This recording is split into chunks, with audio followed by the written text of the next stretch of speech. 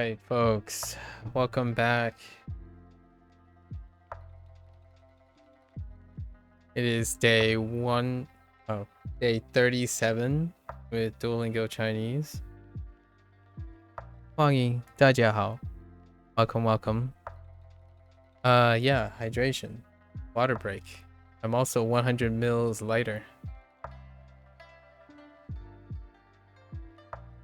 Okay.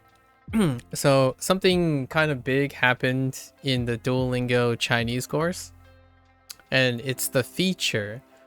This is the second time this has happened for me, where I thought about it in kanji, right? Where they added these are the recurring kanji, and I was mentally keeping track of all the recurring kanji, but then they added that, right? And sure enough, that's exactly what they did with the Chinese course. And it was most egregious. It was most noticeable in my most recent unit. In the most recent unit, the Hanzi, unique Hanzi, there were only 6 recent unique Hanzi. And like a third, like over half of the units Hanzi was repeats. And they went back, and sure enough, the next day, that's what they did. Now these things look like epically big. These are like chungus now. So, and then they went back and added, it looks like they also added lessons to all of them, because now they're all incomplete. All of these are incomplete now. So I think we're gonna try to chuck along as we normally do and go backwards as much as we can.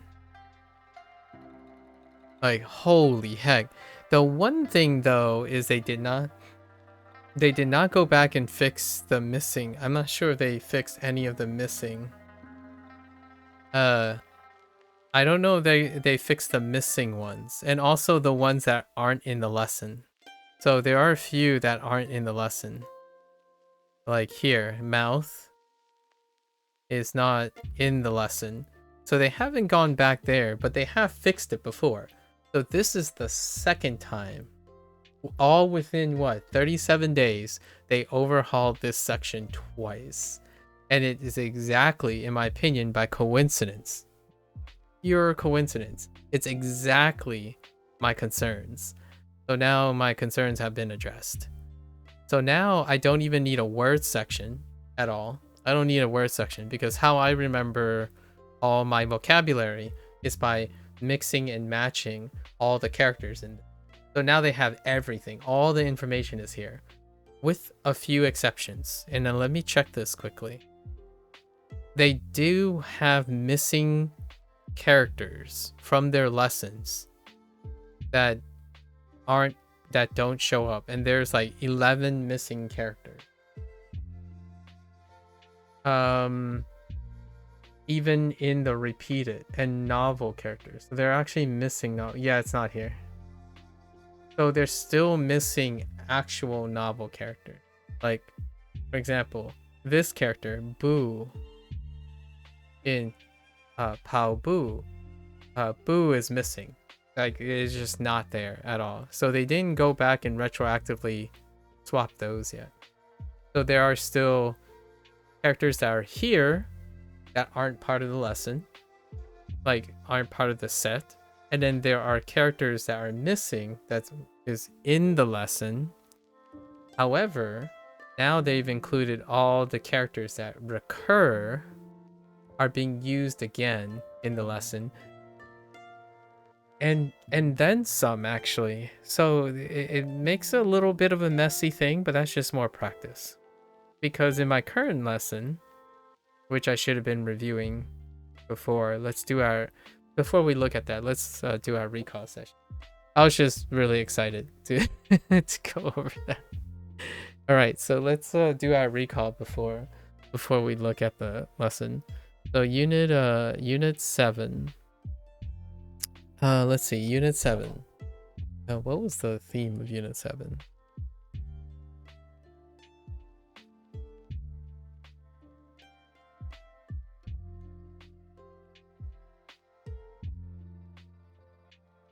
Oh, it was to say hello and goodbye. Hello and goodbye. Although it really wasn't the unit. How do you say mouth?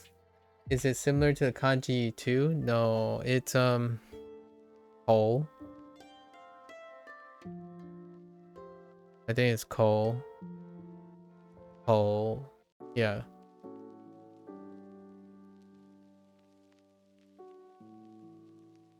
No, not kuchi. Not kuchi. But the symbol is this. The character is this. Unit 7. So greetings. We're this is day 2. So we're you like how it's the same character? Yeah. Yeah. There's quite a lot of that. Yeah. What'd you call it? All right.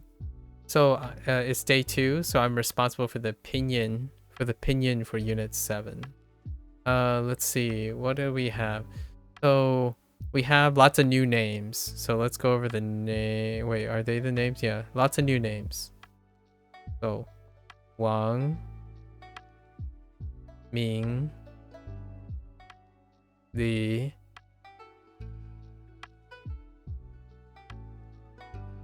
Zhang,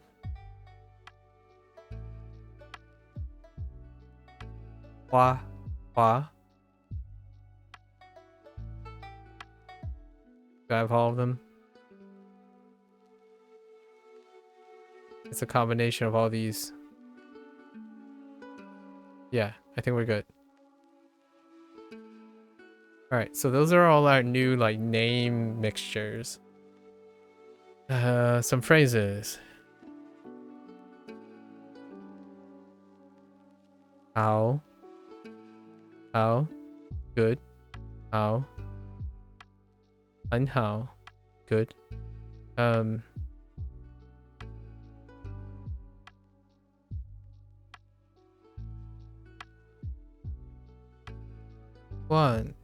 冠心.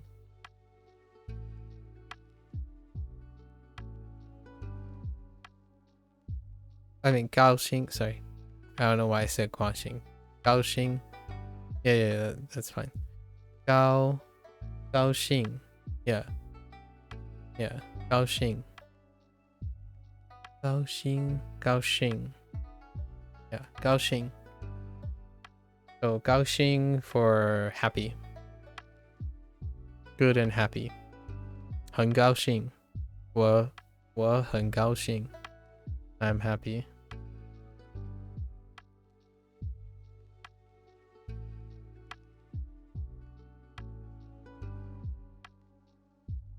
叫 for calling and or name. 姓 for last name, surname. So your last name is 姓.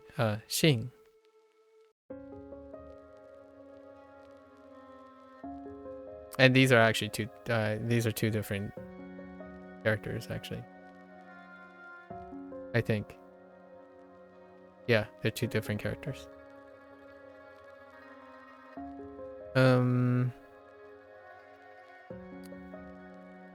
What else was in the...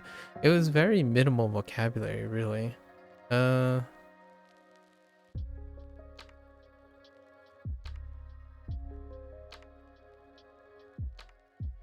怎么?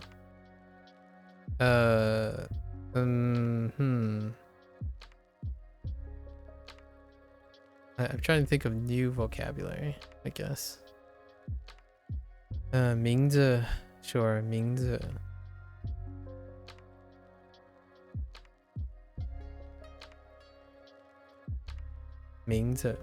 Name outside of the others.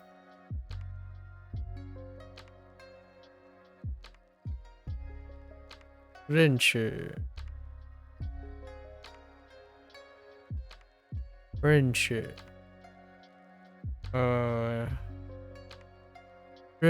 yeah 认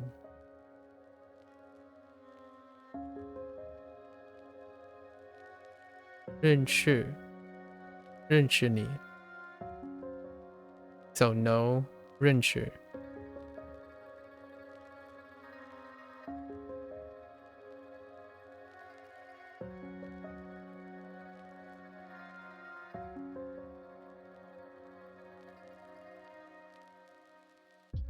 你呢 in a different way, a different 你呢 contextually.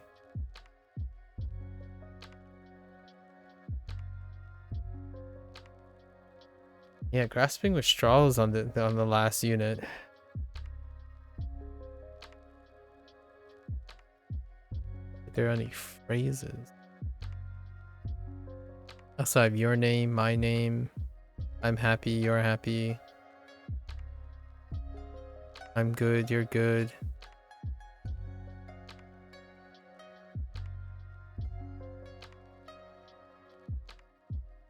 Who's that person's name? Who's this person's name?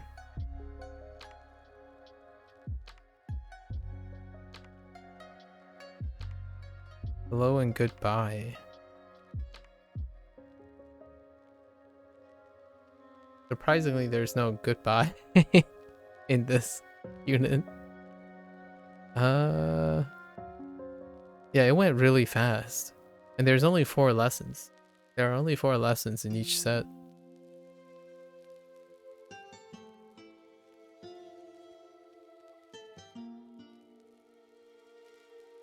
I think this is fine. That's what? 7 phrases, several names.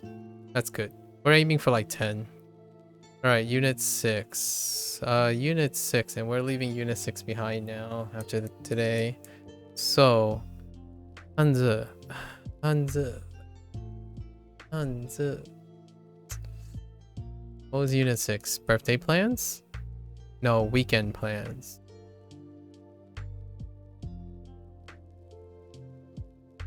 Weekend plans. Oh no, I don't know.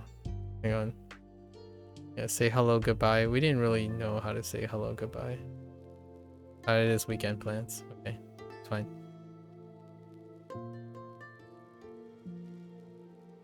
Weekend, weekend, weekend, weekend. Alright, let's go.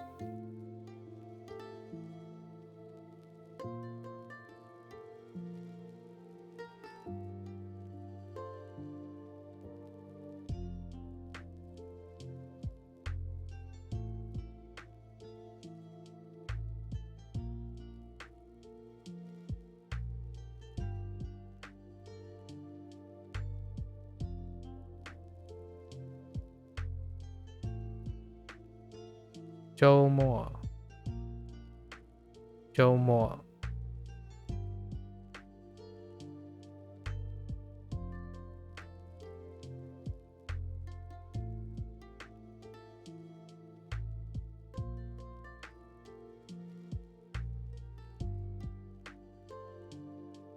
鱼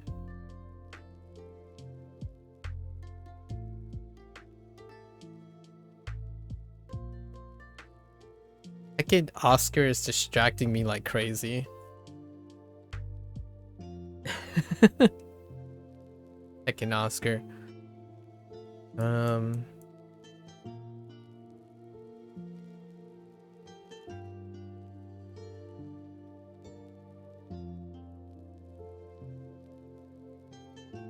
Drawing a blank.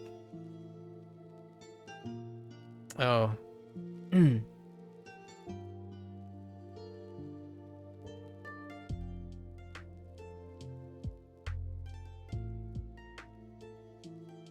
Done. Done.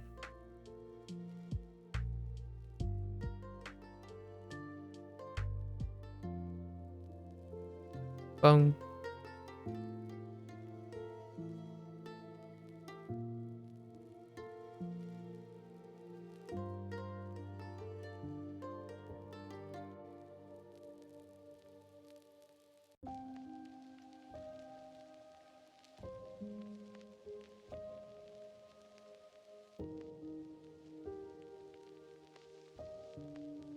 Tea.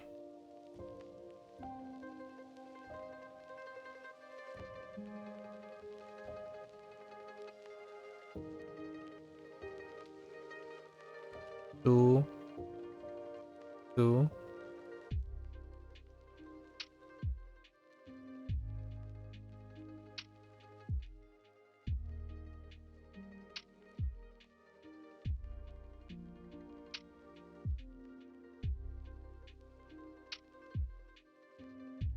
Has spy cameras everywhere, Kamiya. Be aware. Kidding, kidding. Just kidding.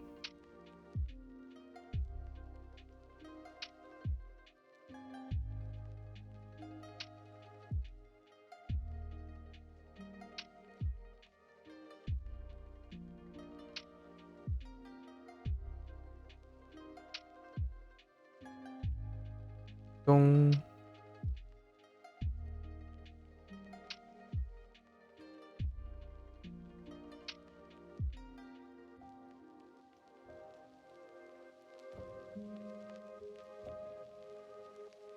She. Oh, okay.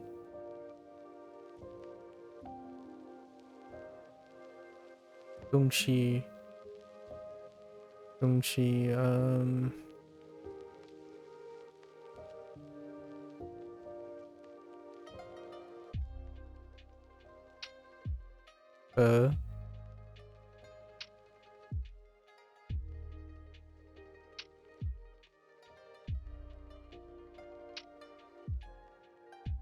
可以。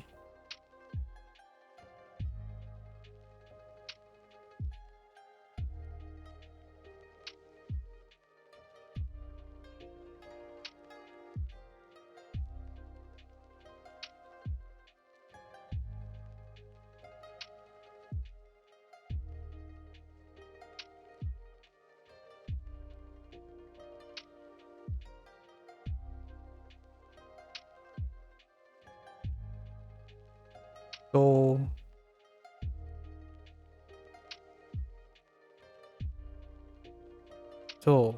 做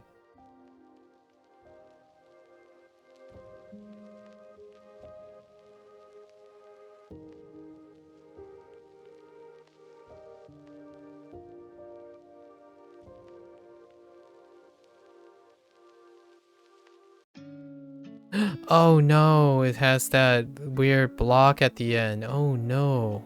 There's something blocking that. Alright, we'll just do it higher. Fine. Whoops.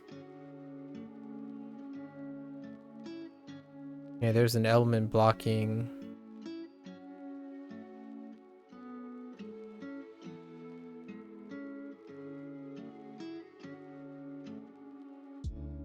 Ja.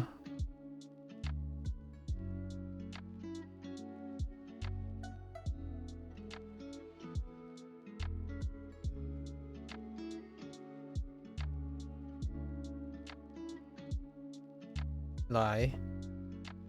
Those are our characters for Unit 6. And we're good to go. And then let's go see what we forgot. Or maybe what we should be remembered of. Alright. So, yeah, I only wrote all the unique ones. All the unique new ones. But now we can go back and look at all the old ones, which my first review, I had to remember all this stuff. So now I don't, that means it liberates more time to mix and match. So let's look at vocabulary. What do we have? Oh, I totally forgot the oh no. Oh yeah, I totally forgot the numbers. So we did get 3 numbers, which is T,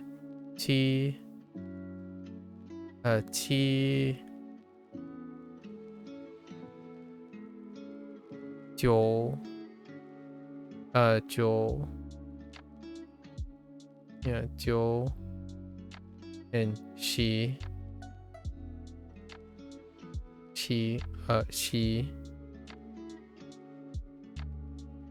okay, that's fine. 3 numbers to list. Okay, so let's see some vocabulary. How, right? How. Ling. Oh, did I add Ling to the list? No, Ling. Ling is another name. Ling being used. R is probably combining with 二十二十儿时儿时儿时儿时 yeah 20 无事 so is this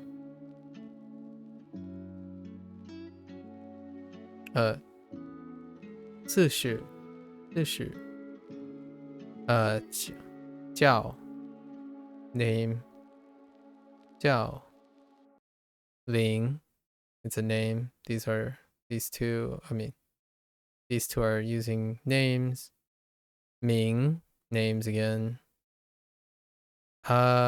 this was recycled so 中国人 and 美国人 just to describe some more stuff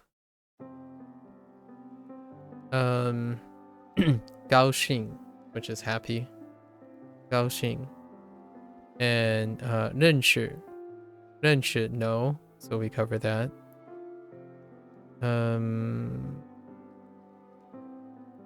this is na like Nina we covered that 名字 name we cover that too and 怎么 yeah sure 怎么 what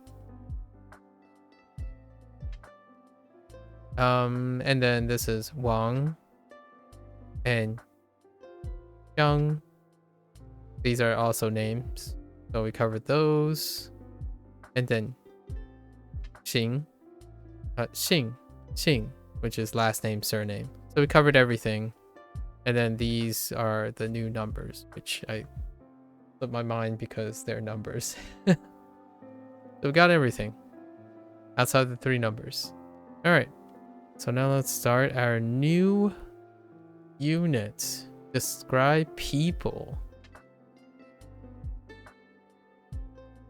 okay 你们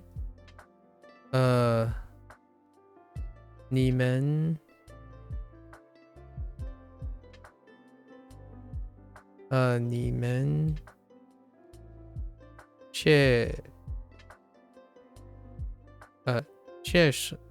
生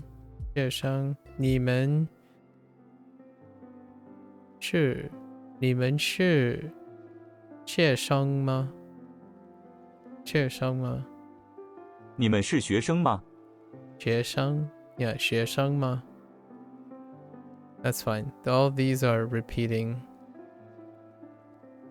我是学生你呢 okay that's fine 我们不是学生 okay that's fine too 我们电 that's new 哇 I'm guessing is 哇电话号码 it's probably 号码我们电话号码是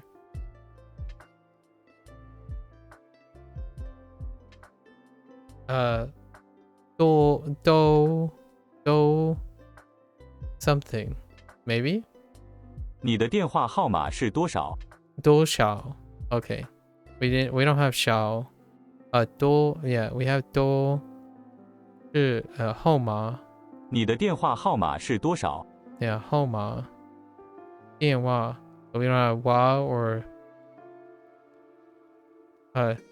哇 or 号码 yet so I'm taking a guess because I know some of this just from and it's fun trying to guess or it's engaging me to guess 我们电话号码 what tone is that 你的电话号码是多少？号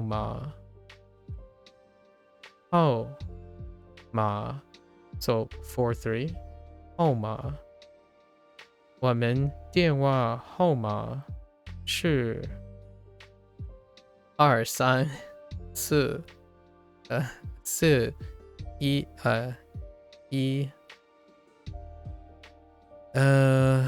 okay, no grammar point either. No grammar point. Although they're trying to add in the numbers so that we can practice numbers. Okay, all right, fair enough. Time's a running. Although it's not that long. 饭 Fun. Okay. We already have this for 米饭. Mi fan. But fan also still means rice. Or meal. 饭鱼 Oh, and I can use my pinyin. Let's make sure. 鱼 Yu. Yu is fish. It kind of looks like fish, but it's a modified fish. Interesting. They modified the fish. Weird. Huh. Modified fish. At least I think this is supposed to be Yu. We'll see. Oh, maybe it's not.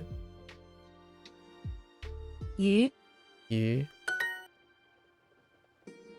Wait, what was the theme? Oh, describe people. 饭 Fun. 学 Still share. Okay. Share. 生 Sheng. Okay, still sheng. Okay. 面 Mian. Noodles. Mian. That could be noodles. 鱼 学 Share. Alright. 学 Oh, share. Whoops. Share. 鱼 生 Sheng. 面 Mian. 饭 Oh, it could mean 见面, as in like to meet, but I don't think that's it. I think it's they're talking about food. 面 Mian. Okay. Okay. 鱼 Oops. 面 Tian. Tian and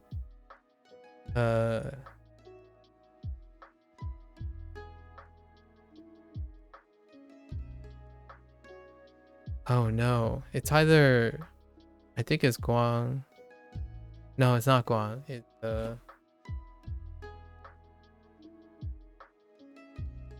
Xing. 生 Sheng. I think it's Xing anyways.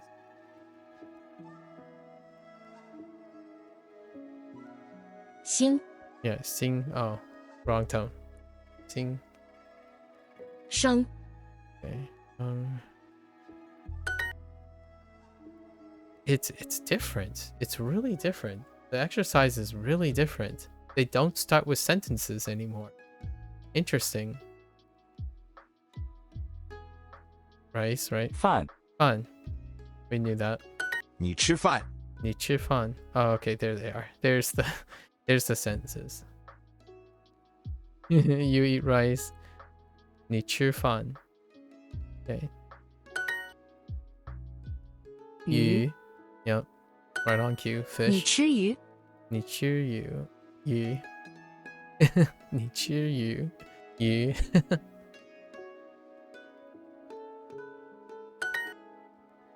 Okay. 学生 学生, I feel like we... Oh, what happened to the accent? Anyways. I mean, the tone is neutral there. Written as neutral as opposed to written as one. 学生. I wonder why we're going over this again. I feel like we already had this. 面, yep.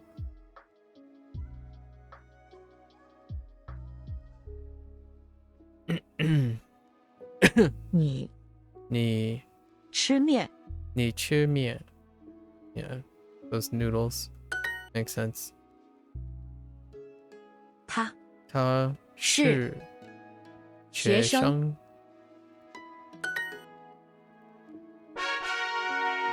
Get more with Super Duolingo. Not right now. Not right now, Duolingo. 电 Yeah. Electricity.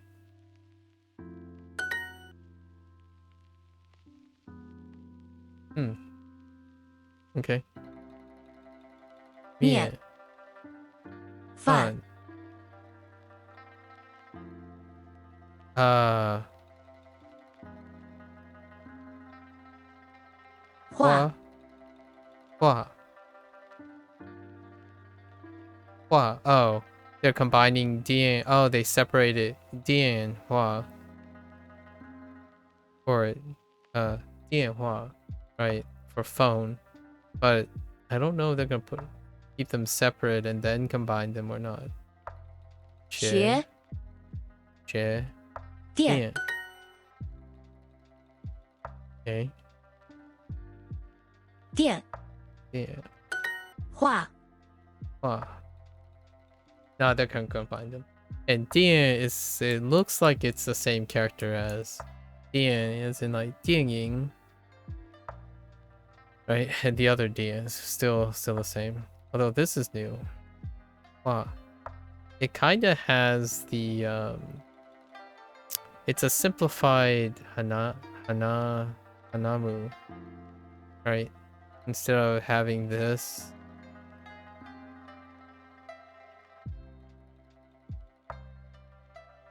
This got simplified probably to this. I don't know what, yeah, this has got to be the simplified one. That makes sense, that's in phone. Huh. Okay. 生面电饭饭画花they're all almost all of them are fourth tone. 画 Numbers. Alma. Yeah. 443. 号码 Alma. It looks like it's a modified ma. Alma. 号码 Alma. 电话电话他们是医生他们是医生 Okay. 他 Yep. 们他们是医生 and I see that ta is the female ta. Okay.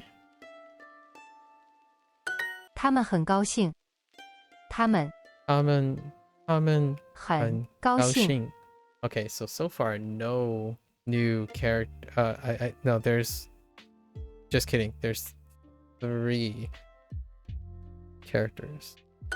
他们不是学生他们不是学生。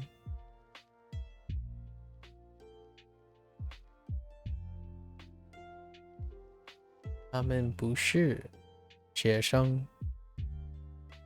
Okay, so it's neutral when it's being used with 学. Interesting. 他们很高兴他们很高兴。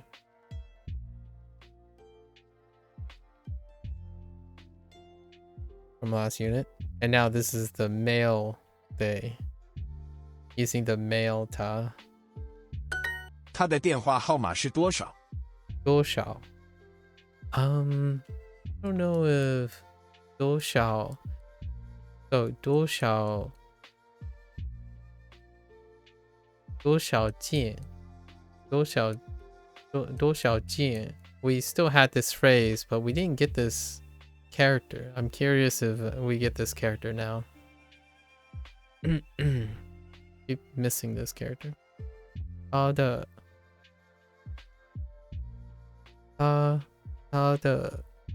的电话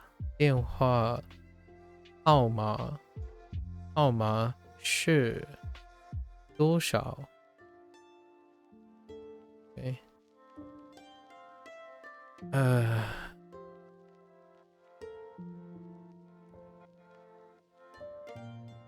What's his phone number?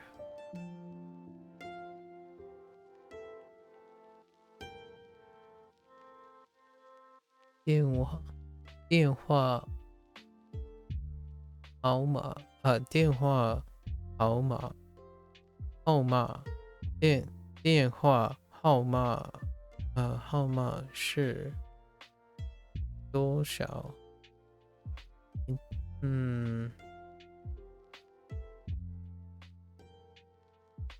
？I think that, I mean, it does say what's his phone number, but 多少？Okay. 他的电话号码是多少？他的电话号码电话号码号码号码电话号电话号码电话号码号码电话号码是多少？多少 ？It's interesting. Okay. 他的电话号码是多少？他们都是中国人。 I think that's a grammar point for 多少。他们都是中国人。Okay.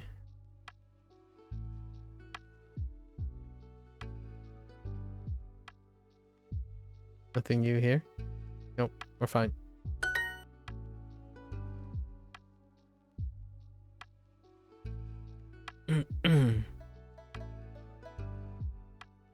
他的电话号号码码是多少？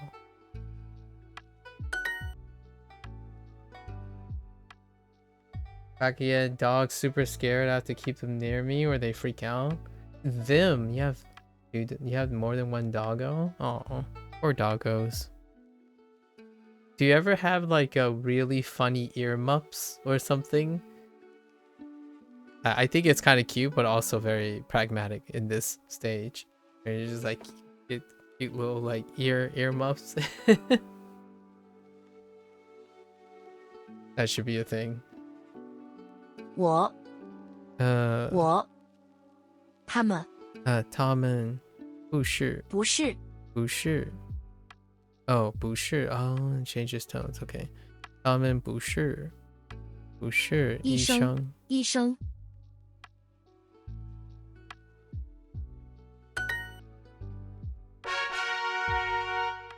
Okay. 加 Okay, to add, sure. I don't know why it's showing up here again. Weird. 加 Yeah. 码 Ma. Oh, you know what? They've probably went back to add more of these exercises to get used to the Hanzi. I don't know these. It doesn't usually do this. Unless Ya is different now. I thought about it, but I have a puppy and an older dog, or like a head wrap with 4 ears. Oh, yeah. I see. Now, which one's more frightened, the older dog or the puppy? I feel like in both cases, it's the two extremes that would be kind of not so great. Like, might not be that hot. I guess the older dog would tend to be a little bit more calmer. But yeah, fireworks. Many a days. Doggos do not take to fireworks most of the time. 码 Ma.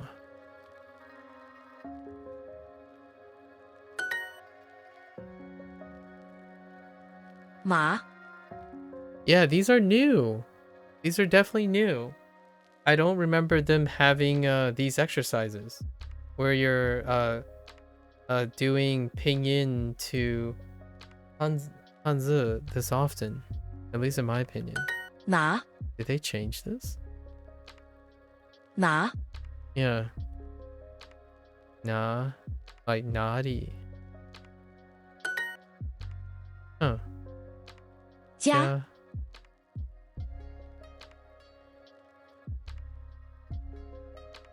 Oh, you son of a... 拿 Nah. Oh, they're doing it. They're doing it all right. 马 拿 Nah. Oh, okay. 多 Cool.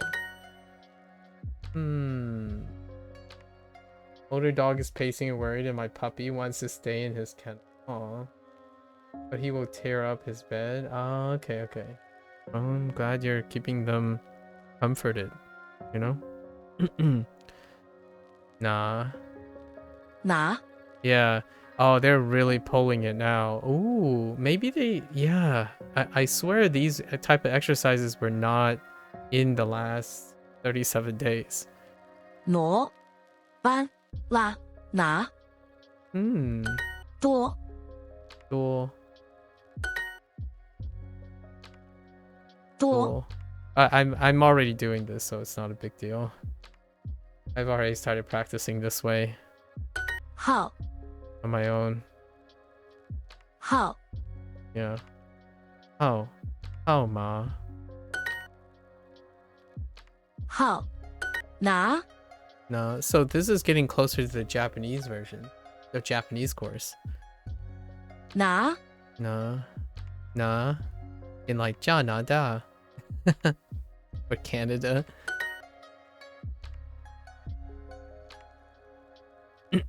拿 Nah. 加 Yeah.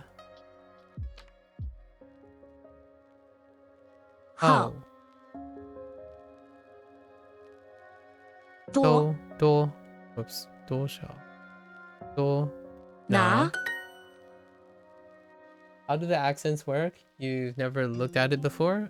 So let's use let's use bro. I like using bro. So there are 5 tones in Mandarin, and we can use bro. Okay. So tone 1 is bro. Tone 2 is bro. Tone 3 is bro. And tone 4 is bro. And tone 5 is neutral. It's just bro. So if you're like neutral, like you're like meh, bro, right? Bro. But when you're like you can't relax, bro. This is bro. If you have a question, bro. If you're sussy, it's like bro. And then if you're like surprised, or like your exclamation, bro. These are the accents. So bro, bro, bro, bro, bro. There you go. Those are the 5 tones. And it's generally over the vowel, or one of the vowels, to simplify things.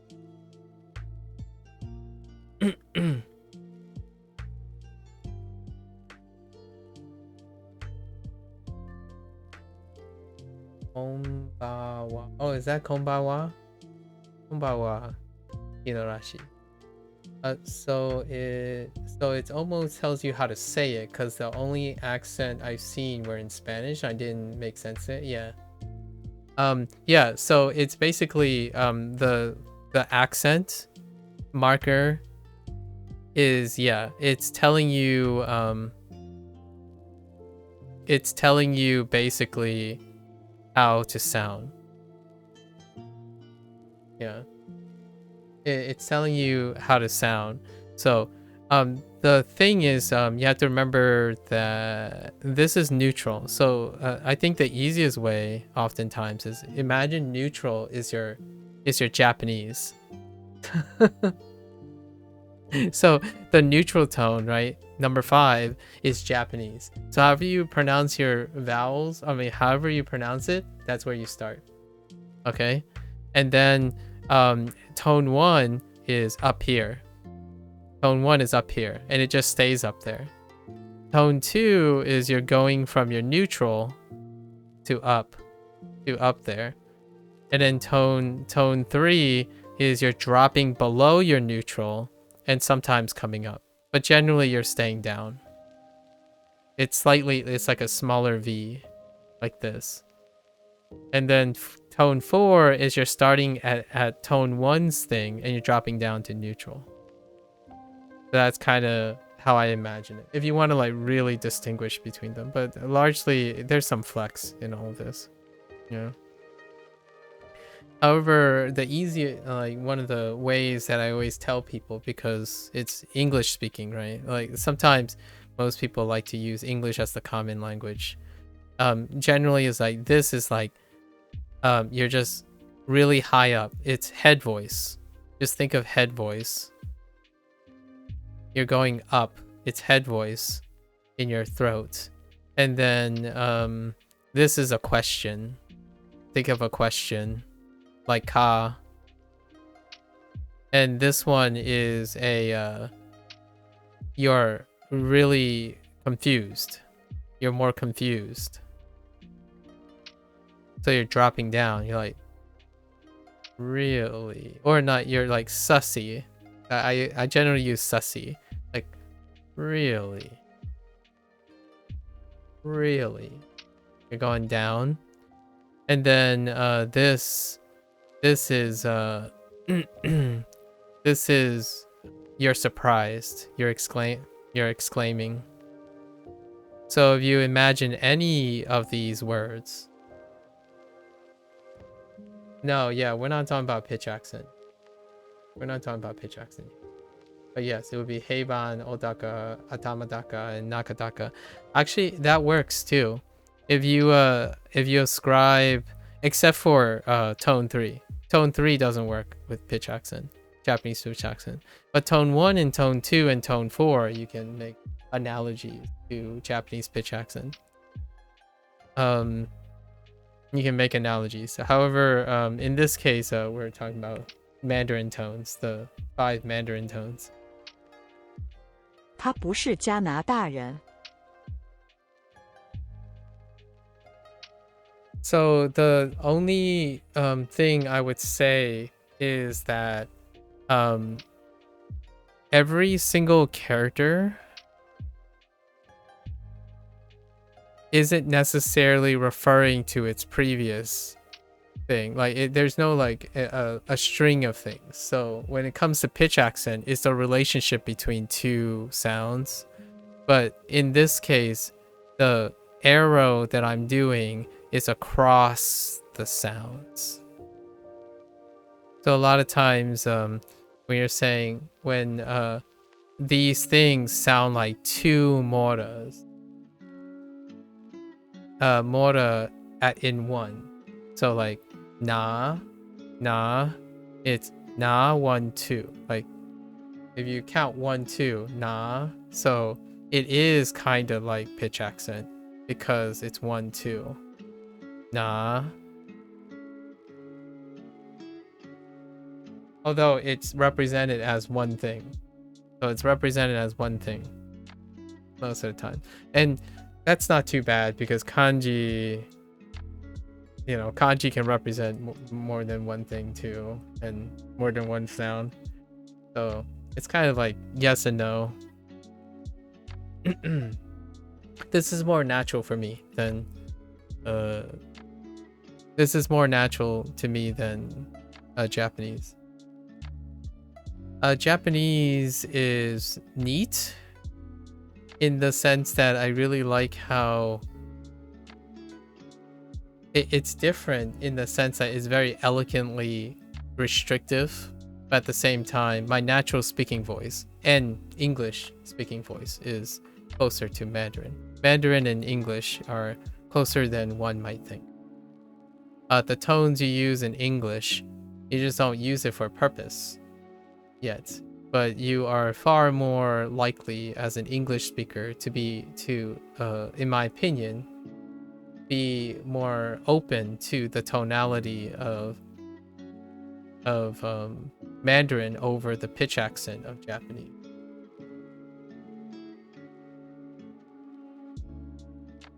Although both of them are pretty much like kind of a change in pitch quite a bit.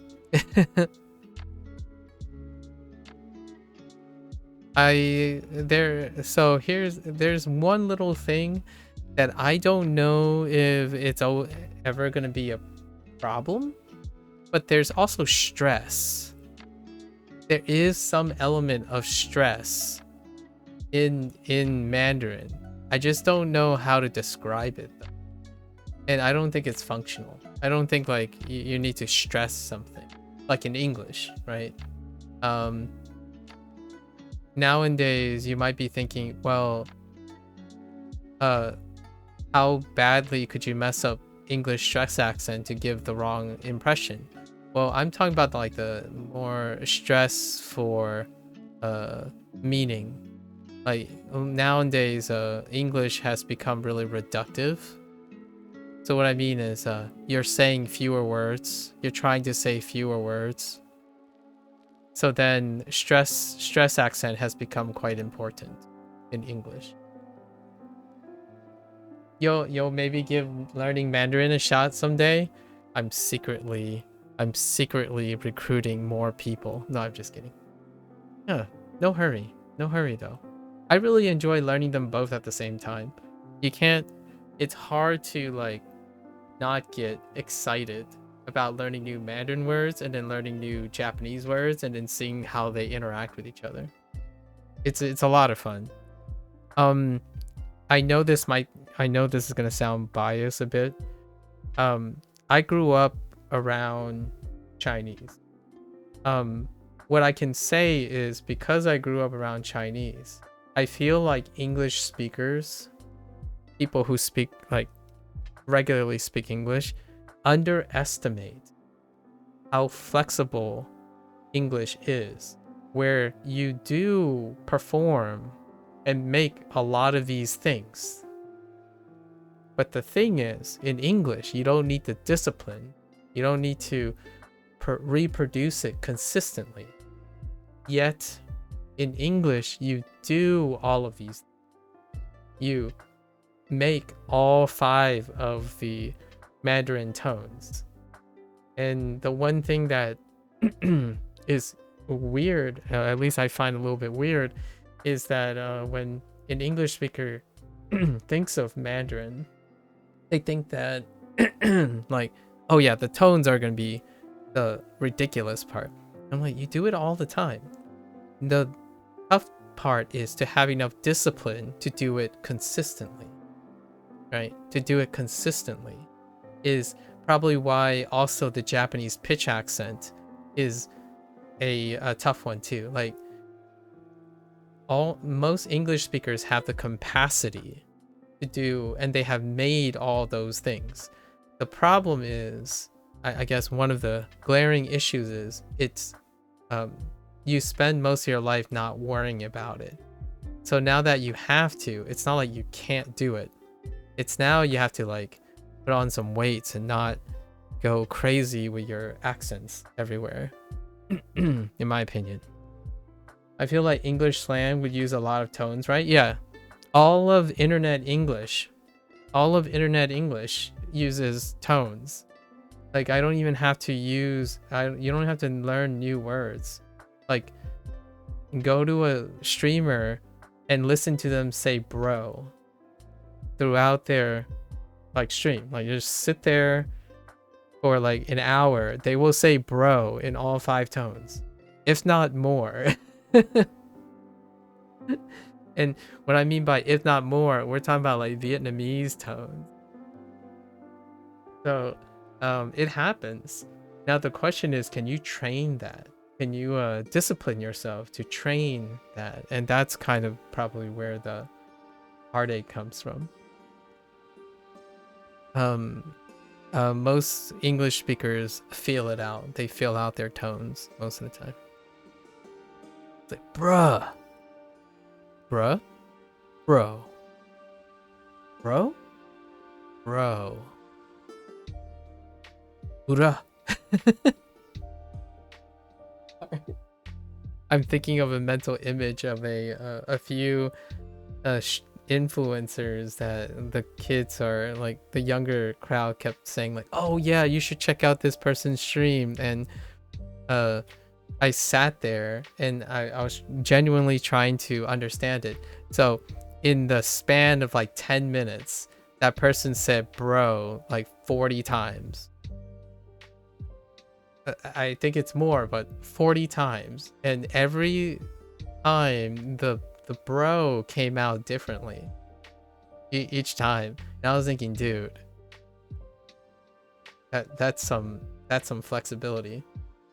So the dude basically like said bro, but it meant like 14 different things, at least 14 different things.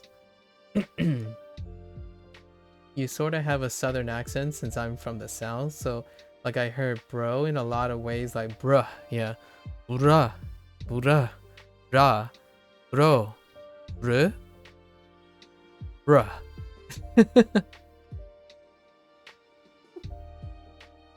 Well, over here, I guess we have bruh, bruh with a exhale, bruh, and bro, pretty much bro. Bro and bruh. No rollings though. No rolling R's. Like bruh. No bruh at all. No brew as well. Brew.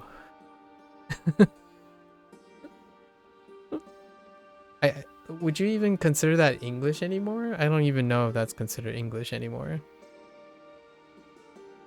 他不是。他不是加拿大人。Russians say bro, yeah, or bro, yeah, exactly. Yeah. Yep. That's exactly what I was referring to. You got it. So, no.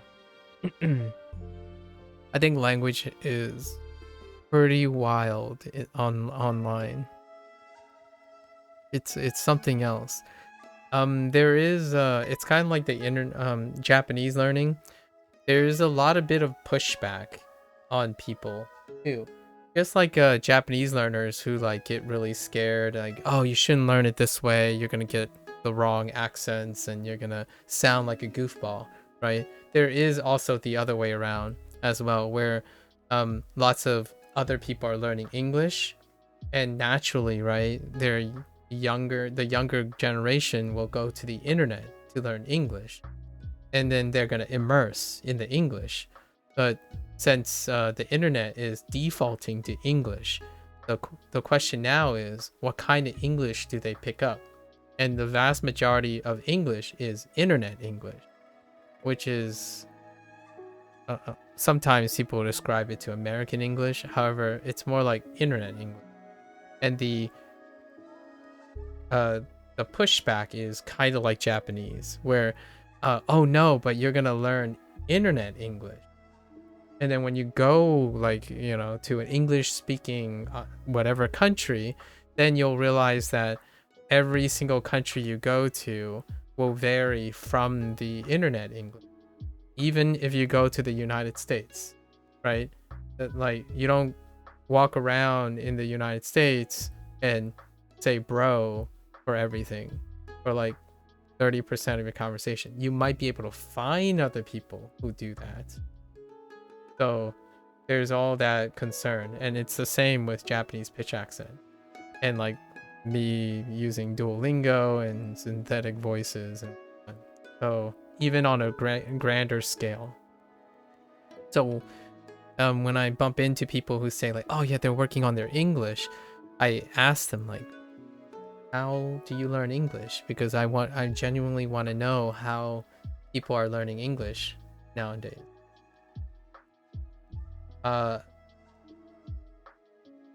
have sat in like couple people who they're very, very influential people in the younger space. And I think they're about like 20 to 23 years old, something like that. 10 or 12 of them. And it took me like 10 to 15 minutes before I heard something that I would find as a common phrase, a more common phrase that you would find if you're visiting the United States. As in, like, if you come to the United States, you would use these phrases outside. So I have often wondered what happens when a foreigner arrives in the United States and they're like, bro, what's good? And I'm like, nice to meet you. Like, hello, nice to meet you. Right? So, I don't know. The reverse is awkward too. So I can kind of understand. I'm trying like to be understanding. Like, yeah, I'm gonna sound really weird the first time I step in Japan.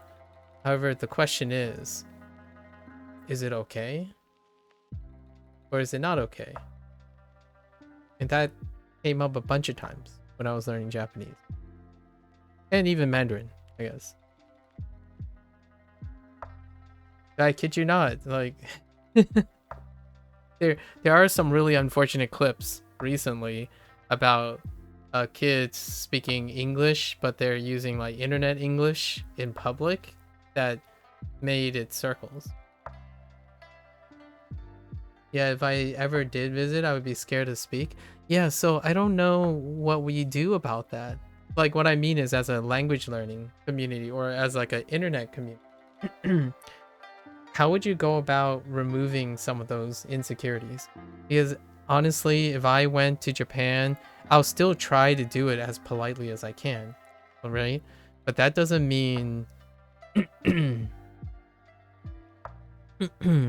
that doesn't mean everyone else will have the same courtesy or the same inspiration.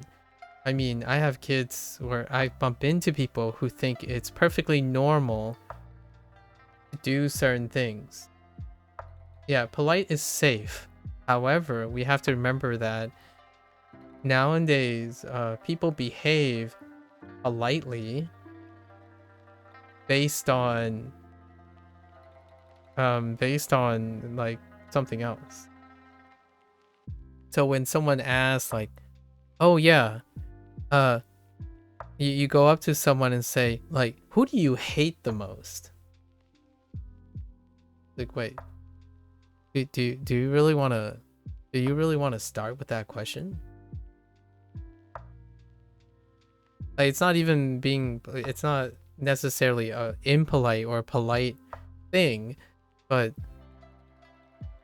that's a weird question to start off with, right? That's how the internet interacts with people. So when you get off the internet and then you go and say, hey, nice to meet you, what do you hate the most? Like, tell me. Or like you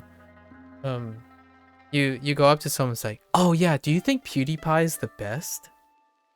Like that's kind of what I mean by I don't know what is the status of English as well. What is the English representative of having conversations?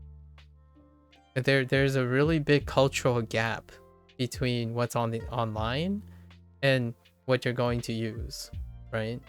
And I worry about that to some extent with my Japanese. But the thing is, I'm not in a generation where I'm getting my mannerism, right? My mannerisms and my politeness and my behaviorisms from online. It's not to say that everyone's behaving like that. I'm talking about are they getting, is everyone getting all this sorted out? Like, hey, oh, this guy is not something, or this person does not do this. So it's really awkward. I think my interactions over these years have gotten weirder and weirder. And by weirder, I mean it's not a bad or a good thing. It's different. And I don't know how much different it is from regular interactions. Like someone would go up to an American, right? They would go up to an American and say, "Hey, your politics is a joke, right?" Do you really want to start with that? I definitely have that internet type language, but if I ever met anyone new, I don't really speak that way. Yeah, that's what I mean. I don't know. I wouldn't. If I went up to, this is just anecdotal, and I belong to an older generation, right? If you go up, the first thing you say, it's about, well, maybe my age, I do speak that.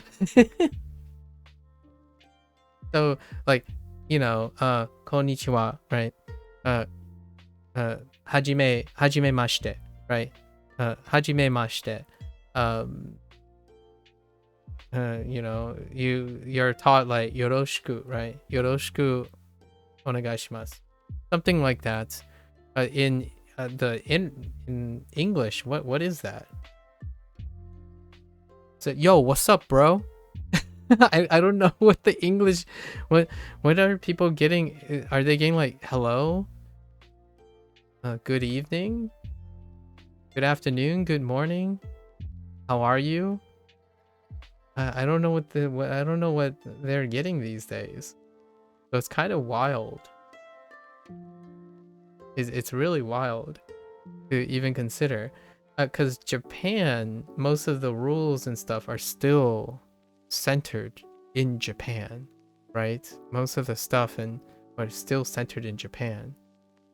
In English, I don't even know who is a dominant influence on English at this point.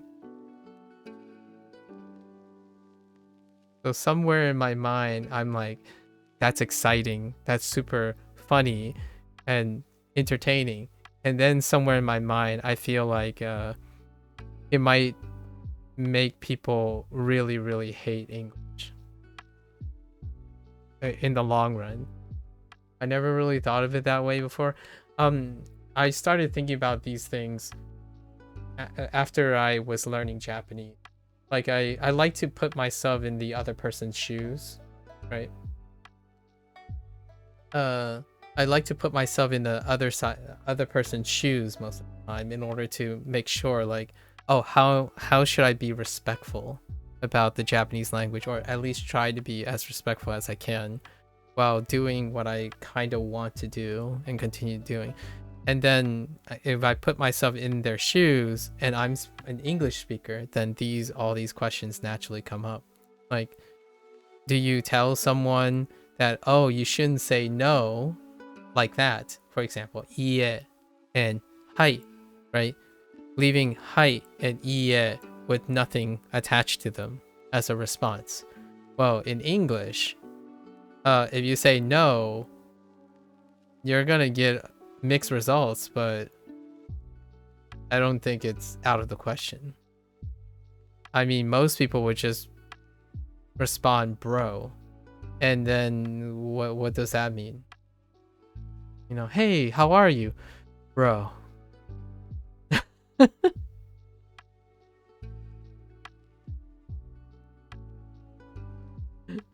That's all I can say. Most of your proper interactions are with teachers. I see. It's a different world out there. It's all about the tone now. It really is. Here. I'll give you an example from my personal collection.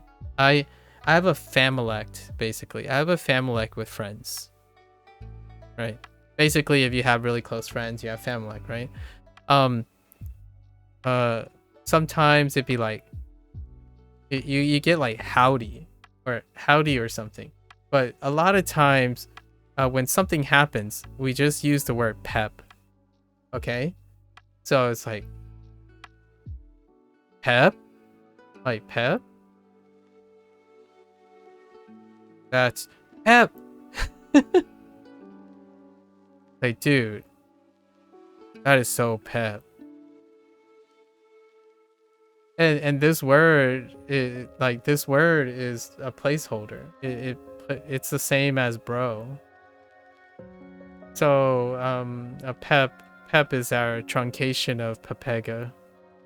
Somehow pepega was truncated to pep over time between us. So like pep. That's English. I don't know how to Pepsi. Yeah. And then what's even I don't know if this happens in Japanese, right? I'm very curious if this happens in Japanese. When you use a word and then you combine it with another thing, it starts meaning other things. So like when you pep up, right? When you pep up. Or did you pepped up? Or did you pepped? So when I say pep up, too. Pep up, right? Pep up. That means to cheer up. I'm saying cheer up. When you pepped up, pepped, like flat up, you screwed up. If something is pepped, it's screwed. Or it's messed up. Pepping?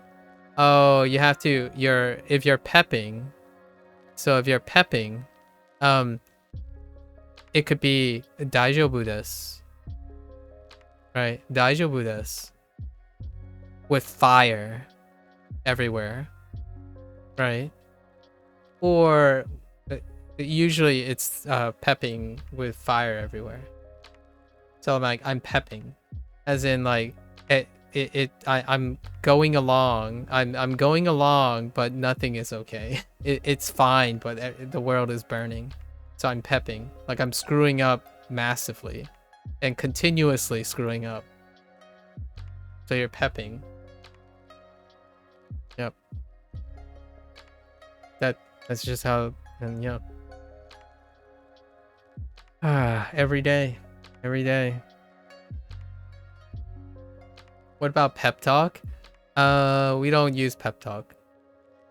I usually just say pep up. Yeah, just pep up. Get to pepping. So that could be get to working. Like get to working, get pepping, right? It's the same as how you know how English adds suffixes and prefixes even though they're not formally there. So like you know, hope, right, becomes hopium, right? Hope becomes hopium, even though hope and hopium serves synonyms to some extent, right? And then we have like cope, right, and copium. Yeah, I'm so curious if this is happening in Japanese or other like I would love to hear other languages examples of this happening with their language. This happens all the time. You've only ever heard of copium? Oh no, you gotta hit that hopium every once in a while. Hopium is different from copium though. So hopium is like you express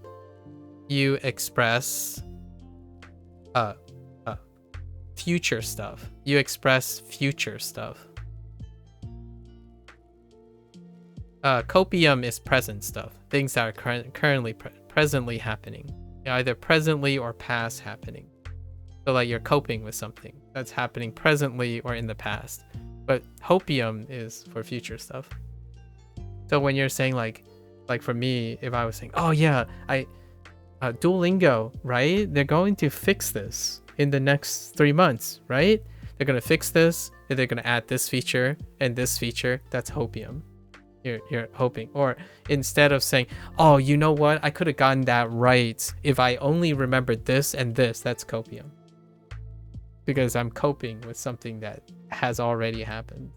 And I'm making excuses for it happening.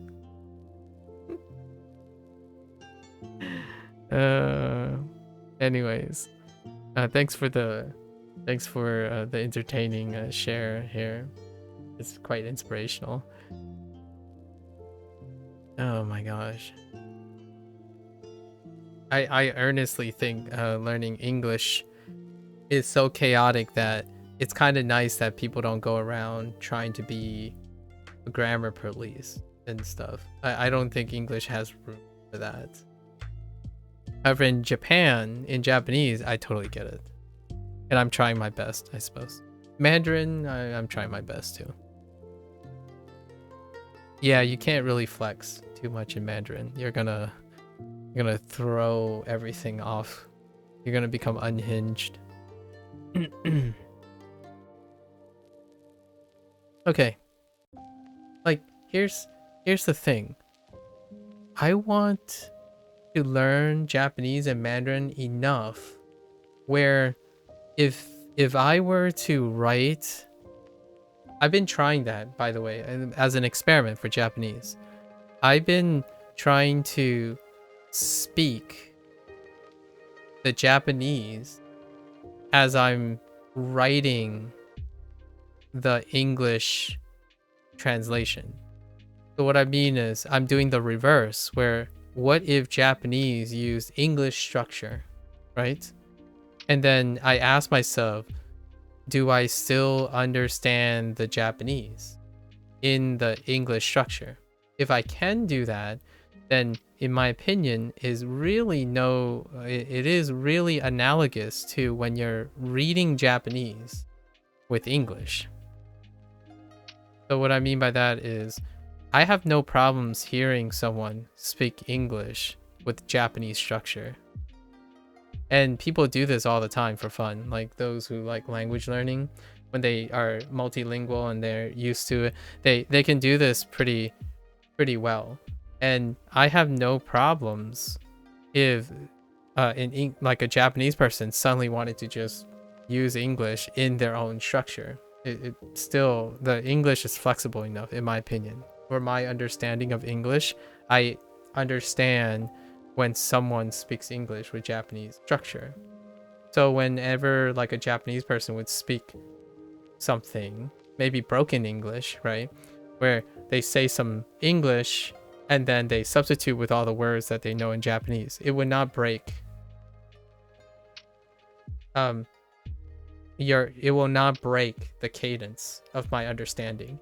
Much like if I try to use English, I don't know if it's forgiving. I don't know if it's more forgiving. I'm starting to question that.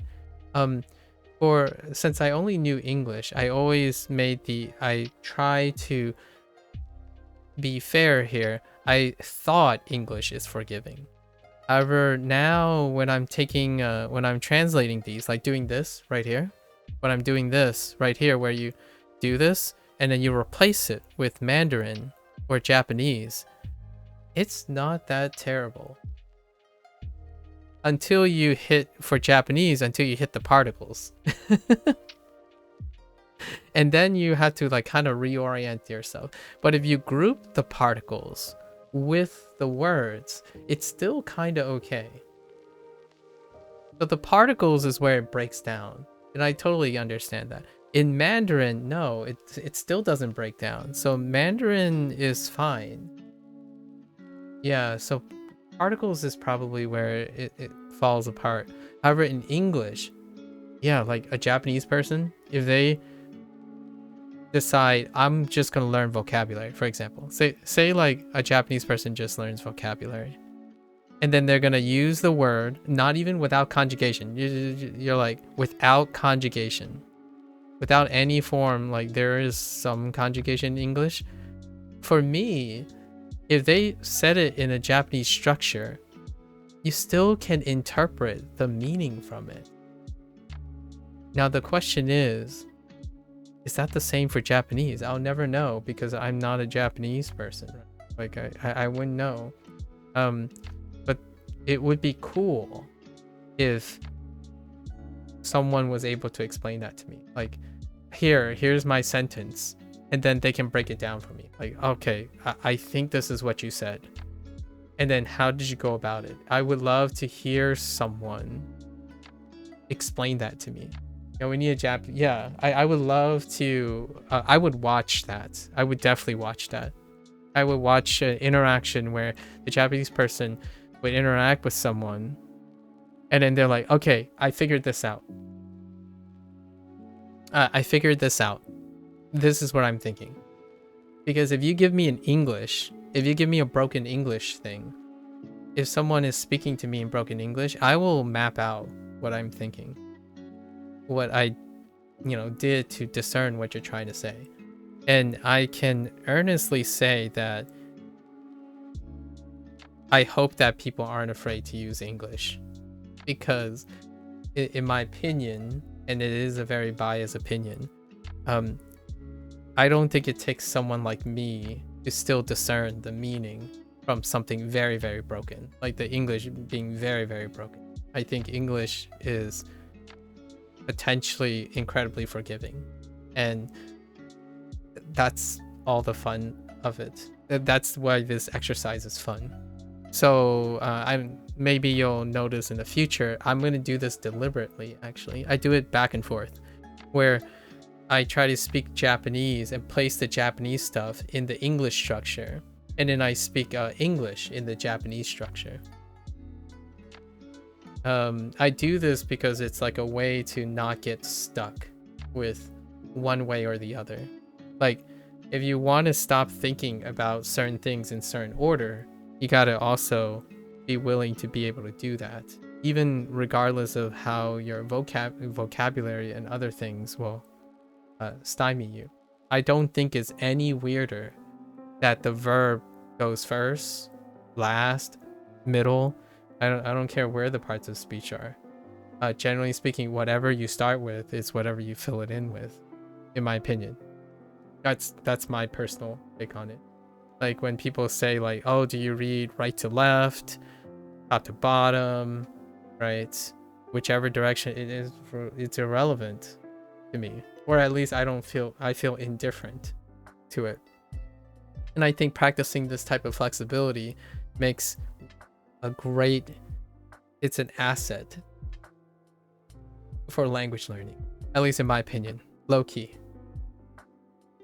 All you have to do is buy my book that's coming out for $500, and a monthly subscription of $30. No, I just kidding. Sorry. At this point, I'm like, all I'm thinking about is like I feel that way too. Being stuck on one type of way could be bad. Yeah. So if you really love language learning, I think needing to break out, regardless of the little things, right? However little you can break around patterns, it's kind of nice while also knowing those patterns. So flex your definitely flex out. It makes things less uncomfortable, in my opinion. That's like the long story short. It took me like an hour to 2 hours to get to the point. All right. 不是加拿大人。我们都是加拿大人。 I change a lot in my head. I hope that other people will find that's what they feel naturally when they start learning more languages. it's a feeling, but you can go between languages really often, even without having to produce the language. Like, if I'm speaking English now, it's not like I'm not thinking in Fujonese. Because if I wanted to keep thinking in Fujonese, whenever I want, I guess. And then I can, talk about things like 좋은 저 나이佢我 mommy papa gongwa every day 중원. Like, see, I'm using every day because I don't know how to say every day. And then my papa 지룽 야띠로 maybe kokong got upstairs, right? Yeah, buying one goes now. I can maybe sometimes use English to substitute for right? So that's kind of the idea, right? So the structure may or may not be the same. However, even with the substitutions and stuff, when someone speaks like that, it kind of aids in like convergent learning when you're trying to do that. It removes the barrier, in my opinion. It makes it feel comfortable, like, oh yeah, but use all the words you do know right now. And when you're talking to someone, maybe right? So maybe they'll be able to understand what you're saying in some way. And then you combine it with like nonverbal cues and all that, right?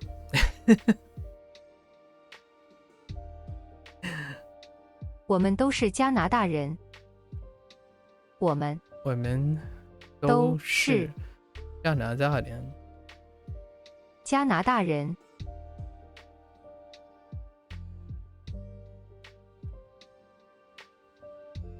One day, I think it would be fun to just transition a whole sentence into 4 languages and then like bootstrap through all their structures while transitioning between all 4 languages. That would be so much fun. I would have a blast. I think every day I will try to work deliberately on trying to like find a sentence that I feel flows really well with all 4 languages.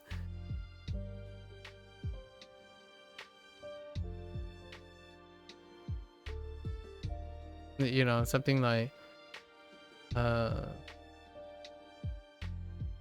ngôi thì ngôi chỉ đúng ngôi chỉ đúng con chú go kugo o hanashimashita. Nãy chuông ai mãi in chuông ngon. Right. I got stuck. I got stuck.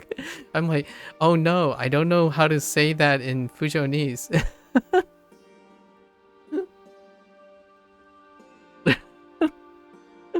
I started with like, oh, maybe I could say something like ngoài bãi công nia hujiwa mengai hujiwa. However, skoshi nihongo o hanashimashita or hanashimasu. Demo wa很我讲一点点普通话 right? And 只用我嘅講福州話 but 我買中講 I don't have anything else rest to say. However, ありがとうございます。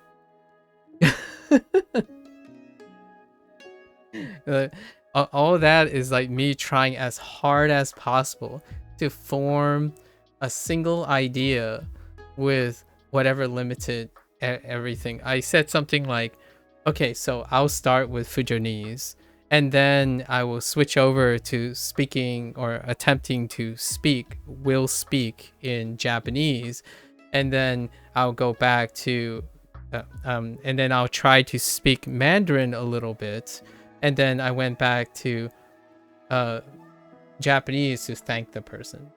And that's kind of what I was trying to do. So I don't know. That sounds like so much fun, mapping that out in your head. Like, okay, so that structure needs to flow into this structure. You can, and then you can use a conjunction like demo, and then you only speak a little bit of Mandarin, and then you just keep wrapping it around. So that's I think if you're multilingual, that is so much fun. Like if you're learning another language, that's just so much fun messing around and like really connecting both your languages.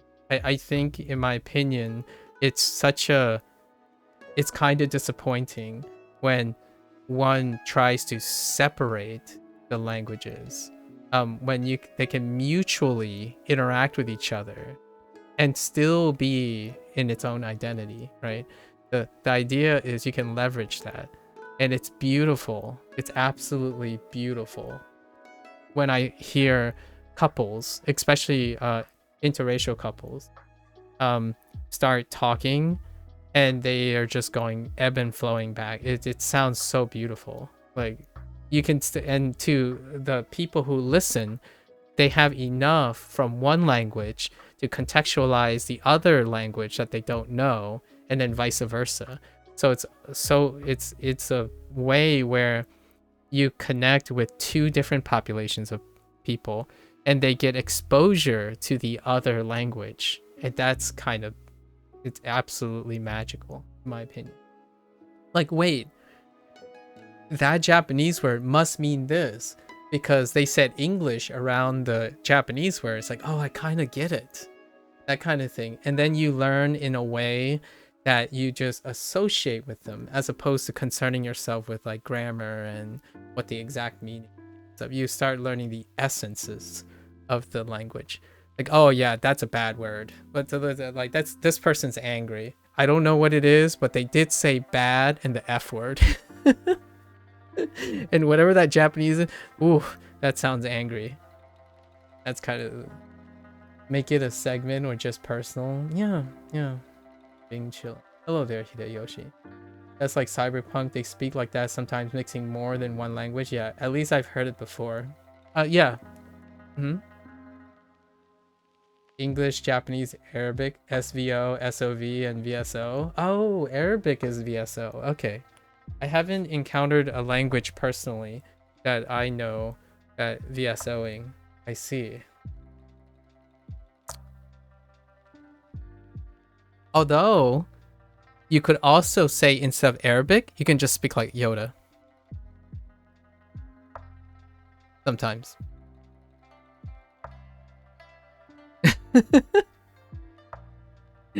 Sometimes. Not all the phrases check out. You could say something like, come he must. It's close to VSO, but it's not. It's more like VS helping verb. It's more like verb into verb. Come he must.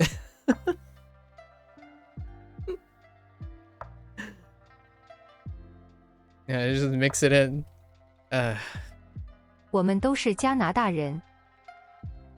Grain of salt. I'm not trying to I'm trying very hard not to sound too disrespectful to the established language. The idea is that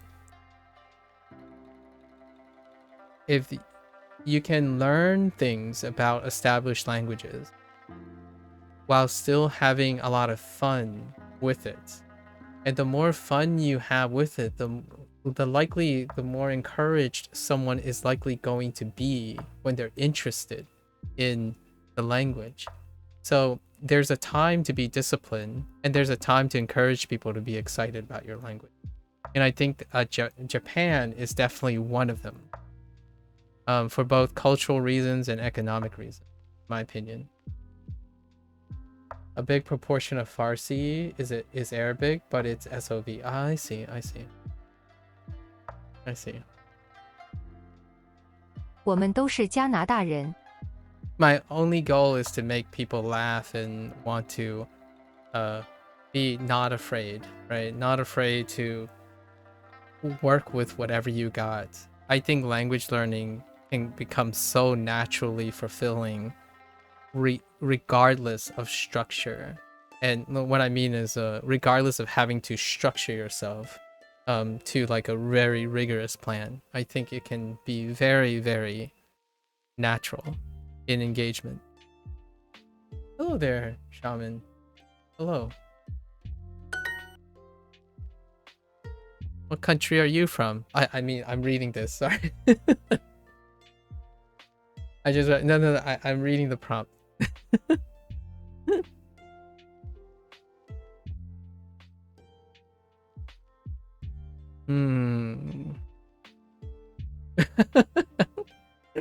I just realized that timing. Yeah. I know you mentioned you're Russian, shaman. Sorry. 哪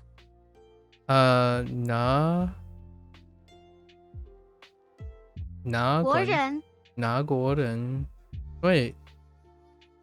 Wait, I don't actually know how to do this one. Hold on. I can figure this out though. 你们你们国人是哪国人？国人？你们是哪国人？ Yeah, that works.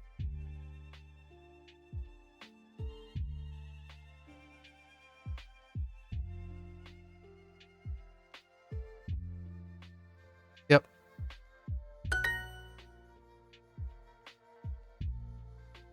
Did you get Hada or Dake? I got Dake. I didn't get Hada. The only Tada that comes close is Itadakimasu. But I did get Dake. Hideyoshi.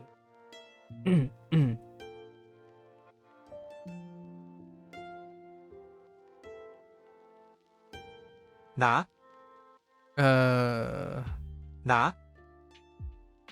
他们是哪哪国人？国人？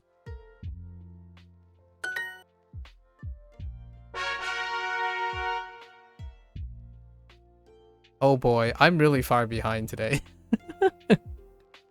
Oh no. Wait, what's today's what's day of the day? What day of the week is it? Okay. It was Thursday. Okay. All right.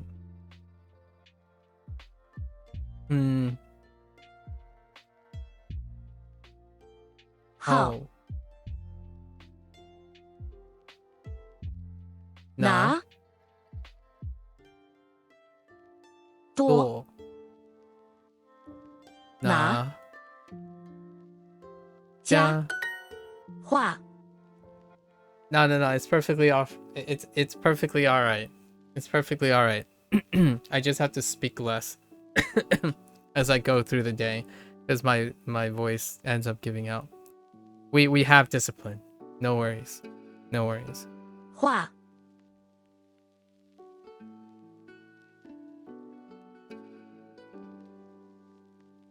Right. 鱼面面 饭 fun. Whoops. I keep using the wrong tone because of something else. 生学学王老师是哪国人？王老师是哪国人？哪国人？哪国人？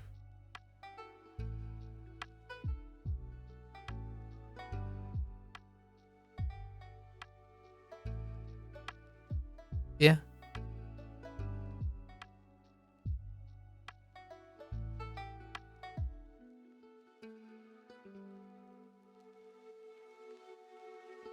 You know what? Yeah, questions definitely do be feeling Japanesey, don't they? Yeah, questions do really be feeling Japanesey. For the in the way that interrogative, like the questioning feels. It feels like it's at the end as opposed to being at the beginning. Most of the questioning feels like it's at the end. Yeah, no, I gathered that, Hideyoshi. I gathered that Hua, it was the simplified character of Hanasu. That's used in Hanasu.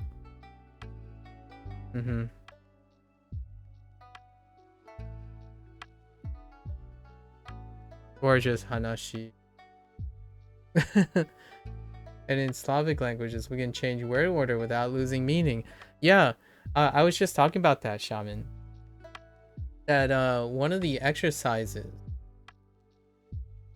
when I was learning Japanese, I wonder if you could drop the ka from questions completely. I think you can, technically. If you uptone the thing next to the ka, like the end, without the ka, I feel like you can. But unknown markers are pretty nice. What'd you call it, Shaman? I think I was just talking about that recently, and I think you can do it for English. It's just people don't use English for that manner.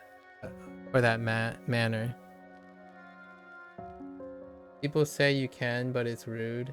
Oh, for the Russian thing. I think it's funny in English if you do it in English, but I don't think, would it be construed as rude? I don't know. I think it's funny. Like Yoda does it. I'm just kidding. Old English does it. It's like when you start sounding like a poet or like a old English person. Yeah, that's when you like. Is that rude or is that just being quirky? I don't know. I talked about this earlier. That's why I was doing a cultural, like the language mixing thing was why I was talking about all of it.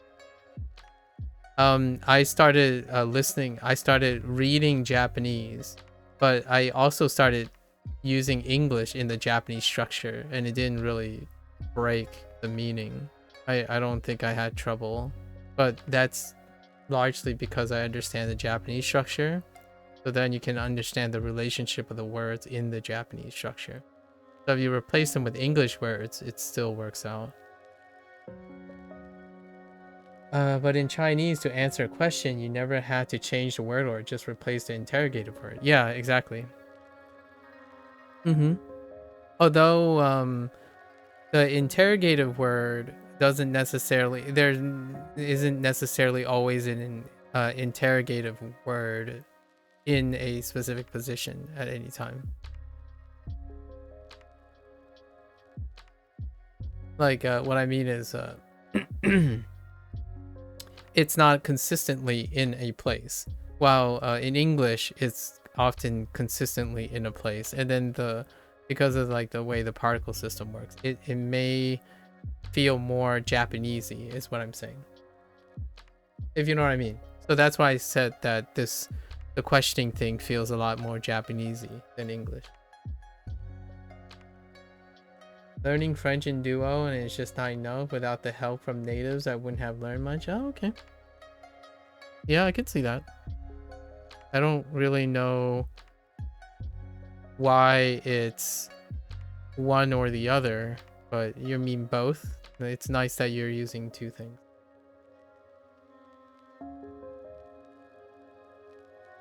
I like how you said you wouldn't learn much, I guess.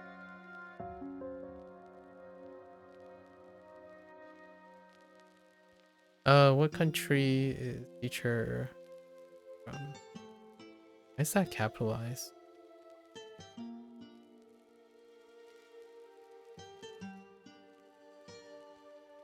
You could also say what teacher Wang is from what country, technically.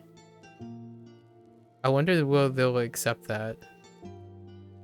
This is the flexibility of English, in my opinion.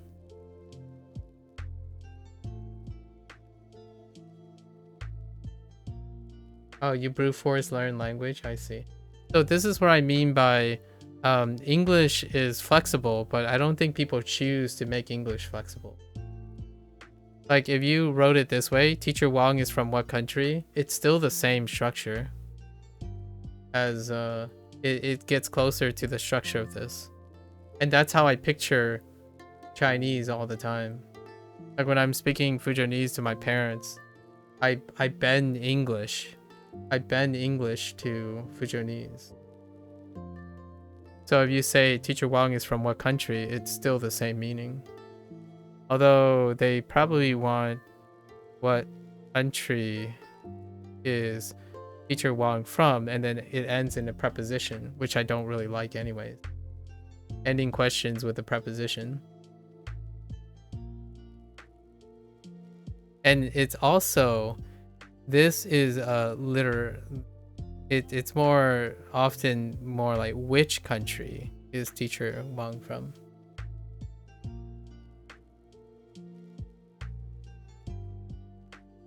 So yeah, English. I think this is fine, right?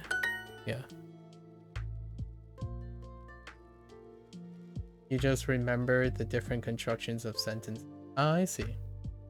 I see. 画 Wow. 他的电话号码是多少？ Sometimes I find sometimes I have the opportunity to explain to my parents the English, but I move the Fujianese words into the English position. That has happened on occasion. But generally speaking, I would often, when I have to speak to my parents, I would use the Fujianese construct and I would substitute English into the Fujianese construct. So that's why, in my opinion, it feels not as crazy for that. There's Duo Super offering with Discord Nitro. Oh, that's a great way to increase subscriptions. Yeah. 他的电话号码Yeah, the tone is different in Fujianese, so I gotta get used to that. 号码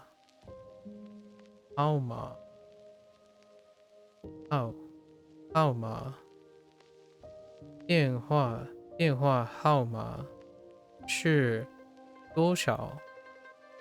他的电话号码是多少？ What's this is kind of a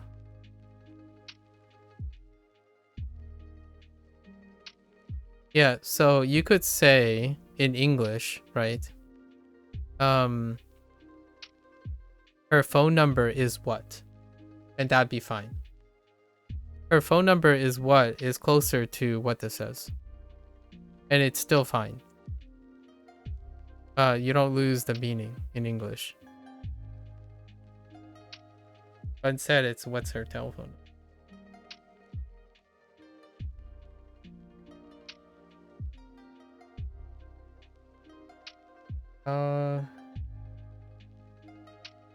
He gives that thing to whom? Who gives that thing to him? What does he give to him? Okay.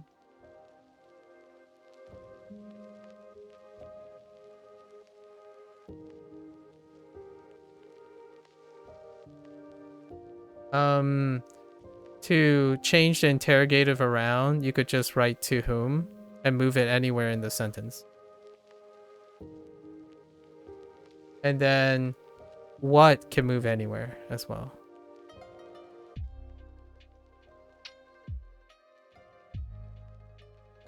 I guess you're trying to say that the sentence stays the same, right? And you move the interrogative. The names. Yeah. So if you're doing the recipient, this is a prepositional phrase. You can turn this into a prepositional phrase. And because it's a prepositional phrase, it can go anywhere.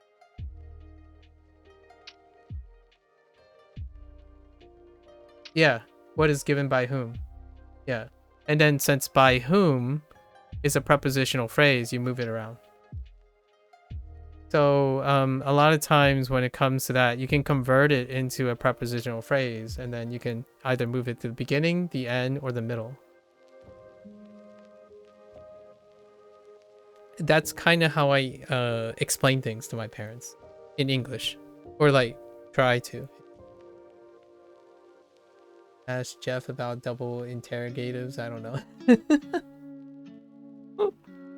I have no idea, but it's kind of fun. I think these exercises are fun.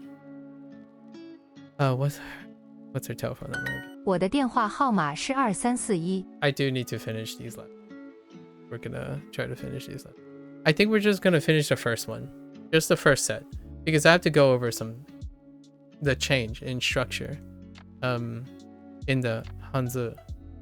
我的电话号码是2341。我的电话号码。我的电话号码是2341。34是。Oh my gosh. 34，我的电话号码是2341。341。Year.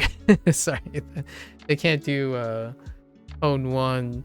The synthetic voices kind of struggle with tone 1 on some of the syllables, so it's fine. 我的电话号码是2341。When it's like alone on its own, that's it happens. 张明吃饭，你吃什么？张明吃饭，你吃什么？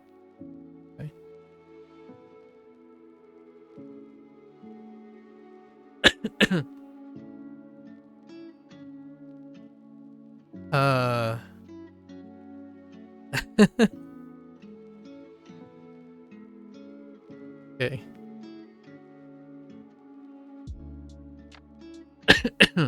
Which also, Hideyoshi, were you here? Last time where they don't switch the names around either. They switch the name around in Japanese course, but they don't switch it around in Chinese. It's kind of funny. I talked about this. It might have been yesterday. Like, interesting, because the last unit was about names, like family names and given names. So my first thought was like, wait a minute, I just realized they don't switch the names around. In the Japanese course, you get nailed for not switching the names around when you're translating. Like if someone said Tanaka, Tanaka or Tanaka Ken-san, right? And you wrote Tanaka Ken, it is Tanaka Ken, right? As opposed to Ken Tanaka, right? You get nailed. But in the Chinese course, it stays the same.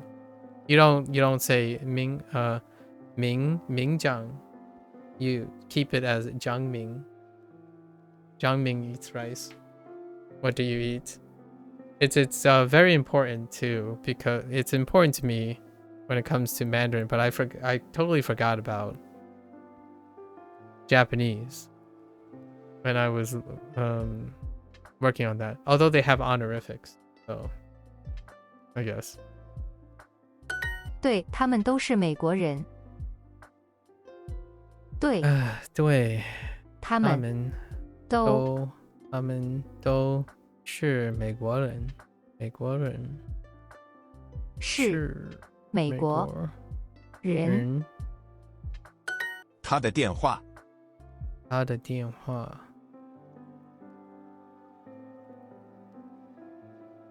The go from telephone and phone.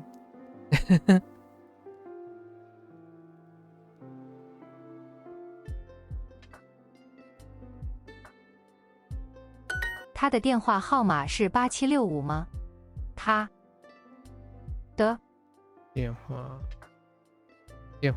号码是 Which random set of numbers did they pick? 6587，他的电话号码是8765吗？ Dang it, the other way around. 8765。 8765. Did any of the tones change? No. None of the tones change. 他的电话号码是8765吗？妈。 Alright. Now we got to go to the new section. Oh my goodness. These are gigantic now. Now I want to see the new exercises. 鱼。 Okay. 鱼 I know. Sakana is, this is simplified too. I gotcha. I know. 鱼 Made the same observation. 鱼鱼 鱼鱼 Actually, 鱼 I mean, it's not really that much of a simplification. 鱼鱼鱼鱼 I lost my tracking there. 面。 Man. 面 Oh, 面 this is a hoo-ha-ha of a character. 面 It's like a boombox. 面 Yeah, no, yeah, it does. Yeah. What about the line and the little staggers? So, like, what about these things? Do they always change that way too? Like these things down here? Into, like, a line? Or is it just some cases? Maybe at the bottom for yu, which is sakana, right? 面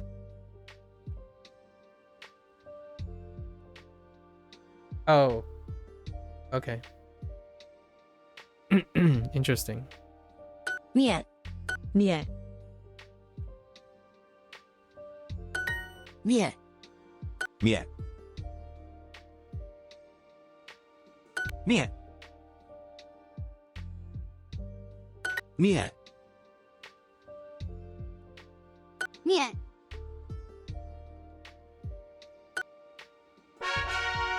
Get more with The 4 dots are fire. Oh. Oh. 鱼 I see. 鱼鱼鱼鱼鱼鱼鱼鱼鱼鱼鱼鱼鱼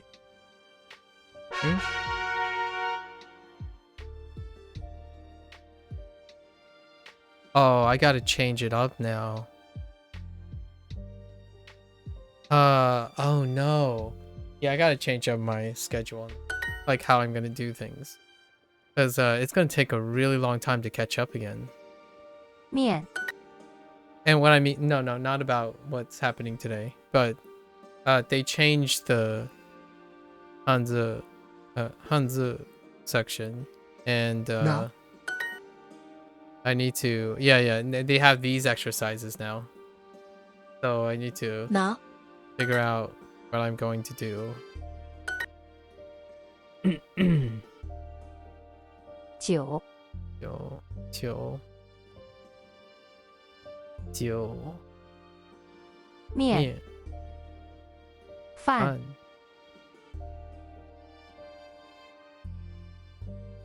白。呢？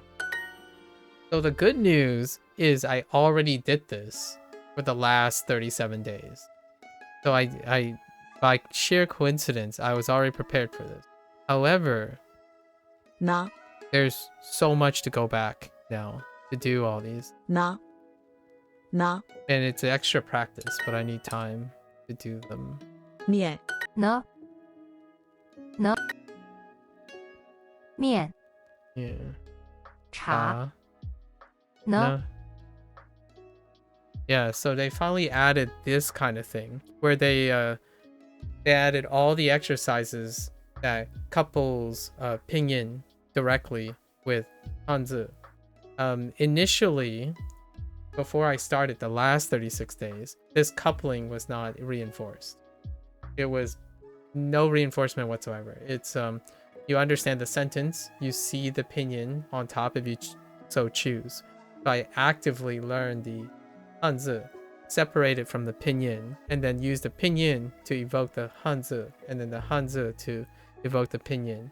But now they've added all those exercises in the same way that they added kana and kanji. They're coupling kana and kanji in the kanji section. So they're doing the same thing now, and now I have to go back and do it. 喝 The 鱼 面 Hanzi has about 8 degrees of swimming before the government simplification. I see. Fair enough. 面 That's an interesting fact, I guess. 面面 呢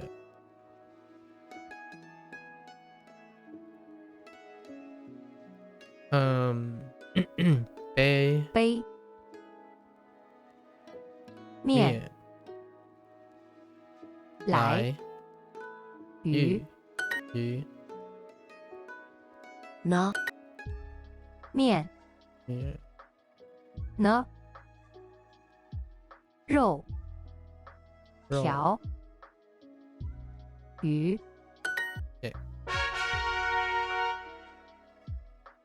东西ooh ooh 面 ooh oh no 面 okay sure 东西东西，面，面，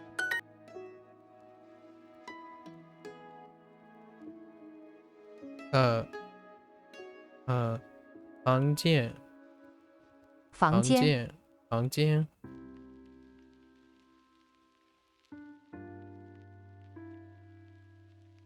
音乐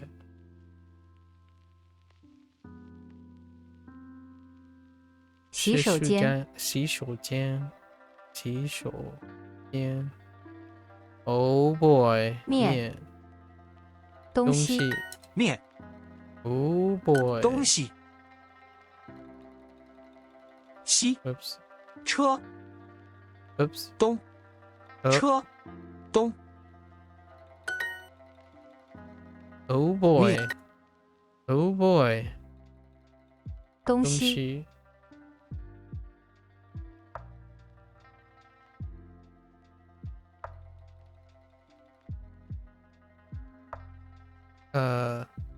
快乐 No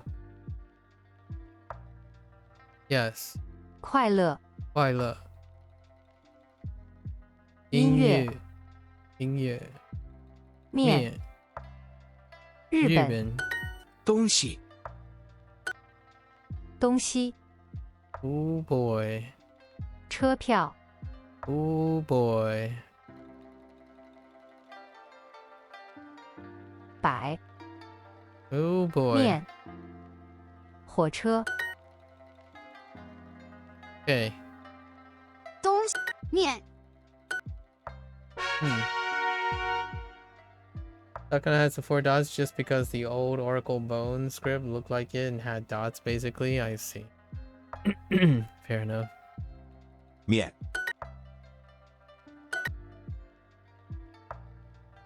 面，面 Okay.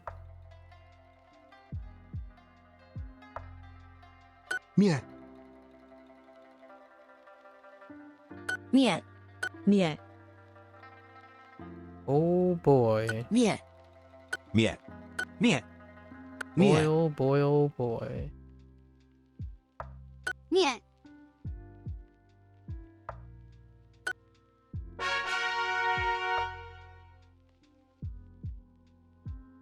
Okay. 音乐. Oh no. 书写. 书写. 书写. Oh, sorry. 书写. 数学，数学. Oops. Wrong tone on the 数. 数学.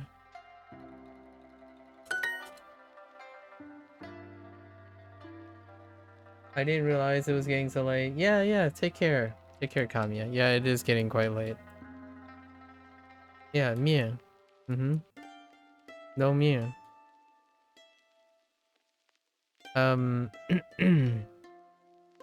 音乐，音乐， Okay. 数学. 数学. 老师. 老师。你好，数学，音乐，你们，你的，你的 oops sorry 音乐，音乐，音乐 oops 乐 wait a minute 乐 oh no 音乐 that's 音乐 but oh no they have the reeds separated. Oh no, it's kind of like kanji related too. That same problem. Oh no. 数学 Sushi. So that's gonna really challenge me. 音乐， To be honest. That's gonna keep me honest for sure. 音乐，音乐. 音乐， Okay. 音乐，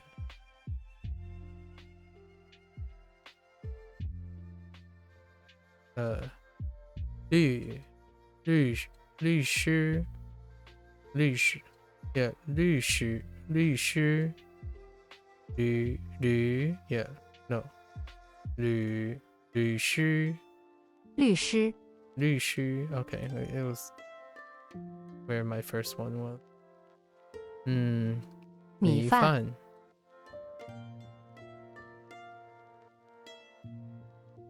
数学，咖啡，数学 Take care. Yeah, take care, Kamiya. Take care. Good luck. Good luck on your exam tomorrow, Kamiya. Go knock it out of the park. Destroy that. Show that chemistry who's boss. 数学数学数学日本，日本音乐，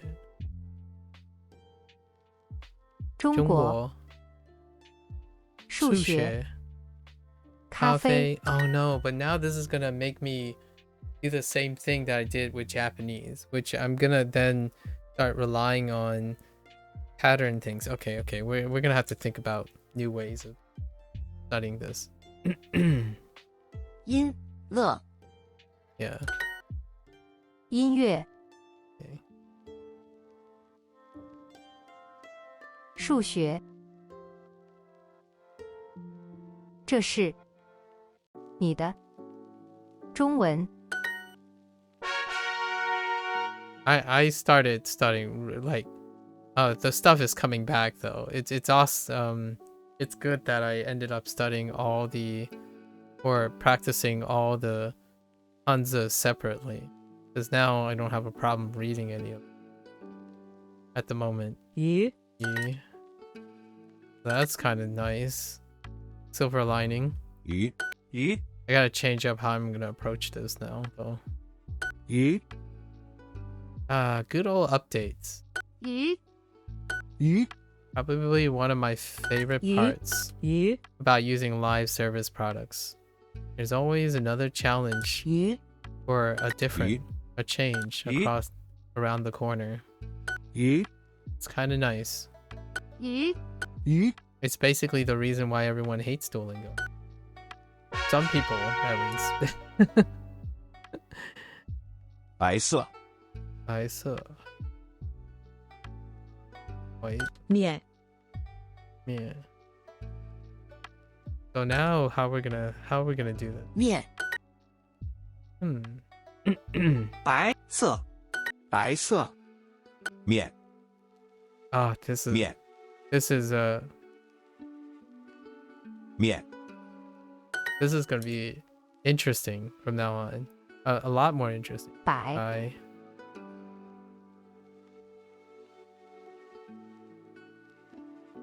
我生日生日生日 I don't know what that is.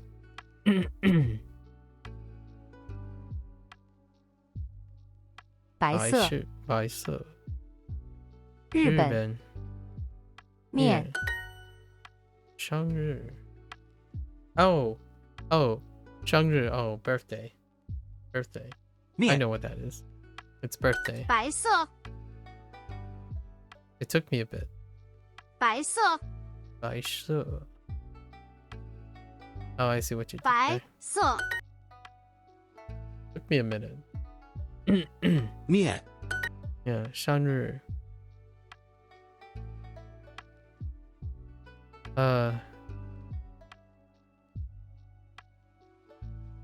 绿色白色白色面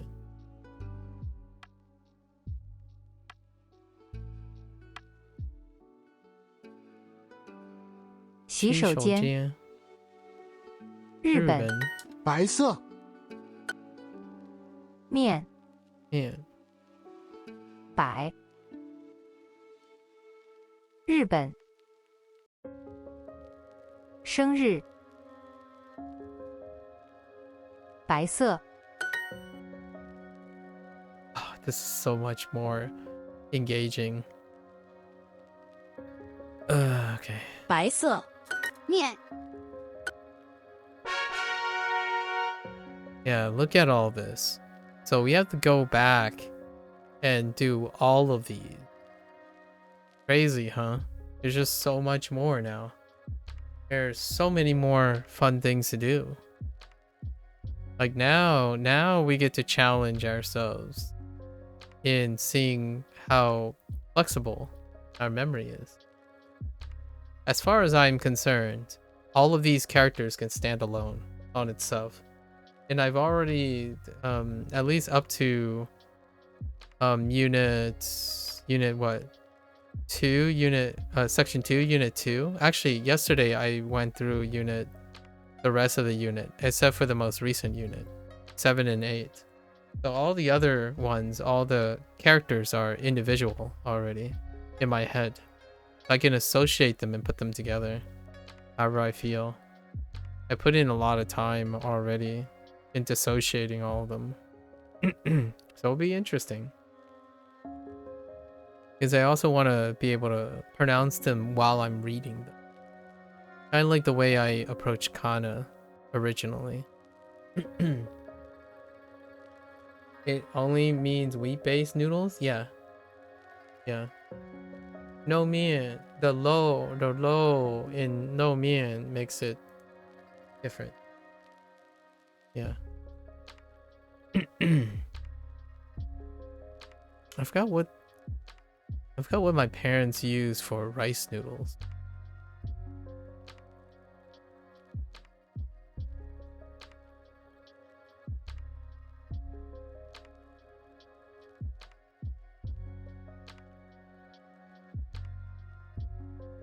I have to think about it.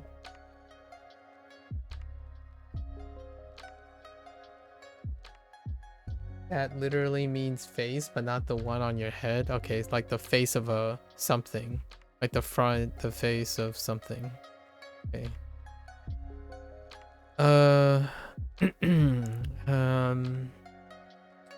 I'm debating how I'm gonna go about this. I'm gonna do at least the 3 lessons that I'm supposed to do today, and then think about how I'm gonna restructure. 他是学生， Oh, I don't need pinyin. Let's do it without pinyin now. 他是学生，他是是学生。学生，他是学生。我不吃面，你呢？我不吃面，你呢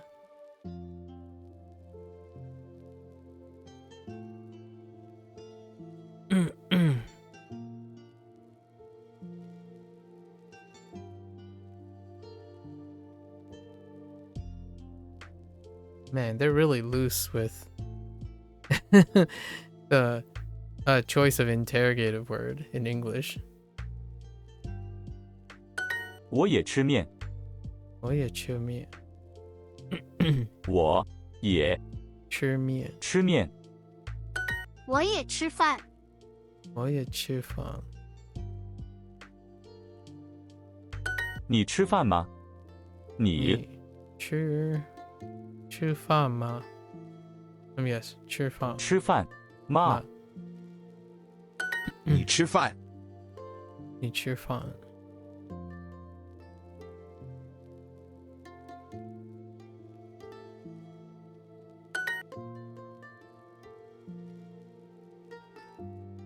The face of oh, as in the context of face of okay, as in later. Okay, that's fair. Neat. That's interesting. Yeah, to face something. That's fine.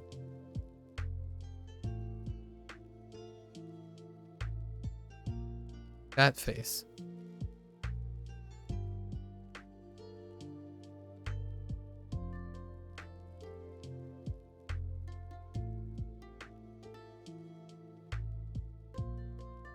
Here you're going on this is noodles too when this shows up in like opposite. Wait, yeah, I'm going. Oh, this is noodle too when this shows up in like opposite. Oh, okay. I see. 我们我们不吃不吃鱼。面鱼。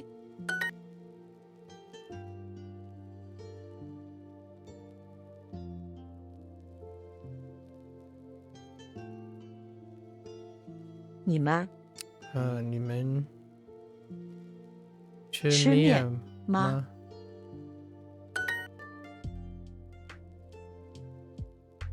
生。Yeah, learning all the things separately really makes this less of a it's prepping for this pretty well. 面 Yeah. 学生鱼饭学 Okay. 生面饭学鱼饭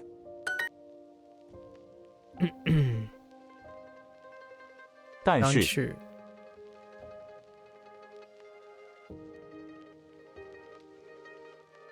什么？什么？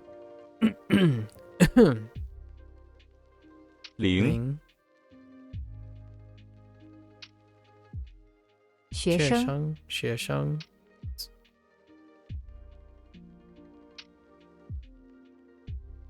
天气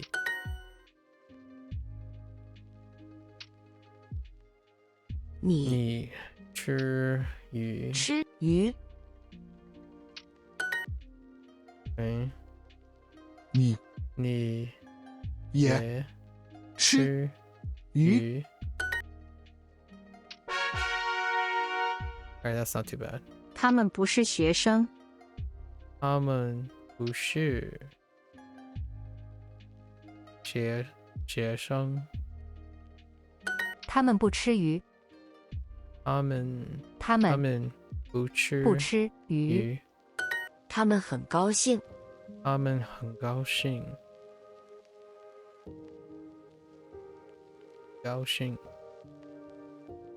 李老师的电话号码是多少？ Okay.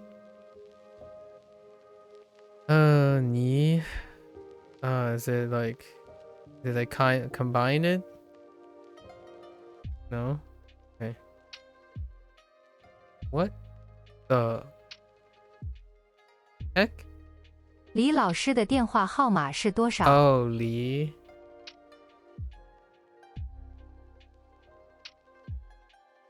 李老师李老师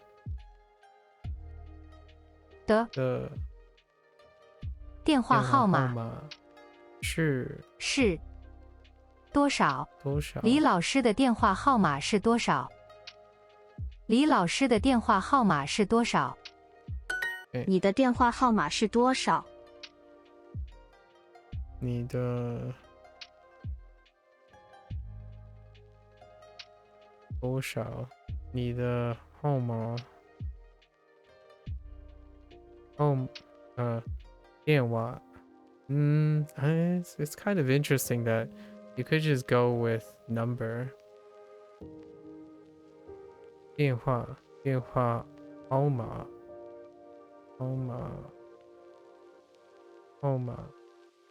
你的电话号码是多少？号码 sounds a little off to me 电话号码是多少？那是他们的医生。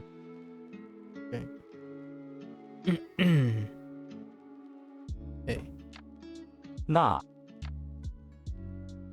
That was a big firework. 那是那是他们的医生。他们的医生。他的电话号码是8765吗？他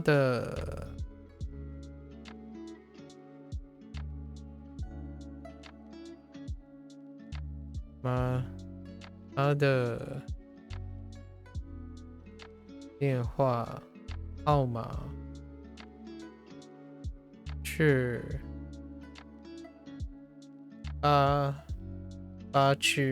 8765吗？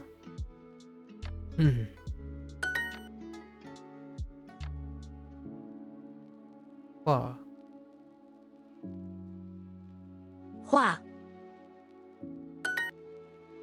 I just thought of a really funny voice sample.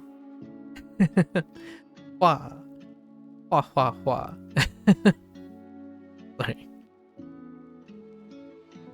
It's kind of like a really pep laugh, like 话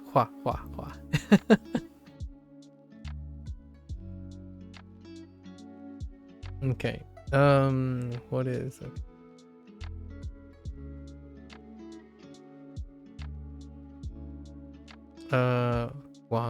王老师的电话号码是多少？电他的电话号码是多少？他的电话号码是多少？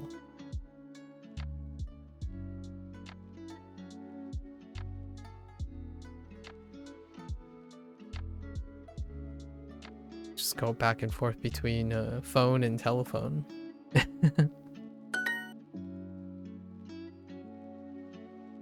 生面饭话电 Okay.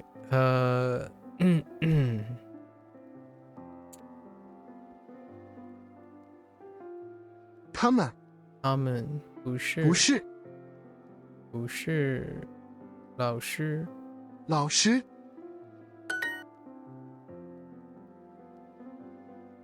学饭店面话他们是学生吗？他们是学生吗？他们是学生吗？对 None of them are American. Oh. Yeah, that is okay. 他们 都 都 that's a grammar point. 他们都不是不是美国人 Yeah, because do can mean both or all. That's a grammar flex, actually. There, doctor. 他们他们是医生。 Okay. Introducing the Duolingo. Yes. Later. One more. 他不是加拿大人。他不是加拿大人。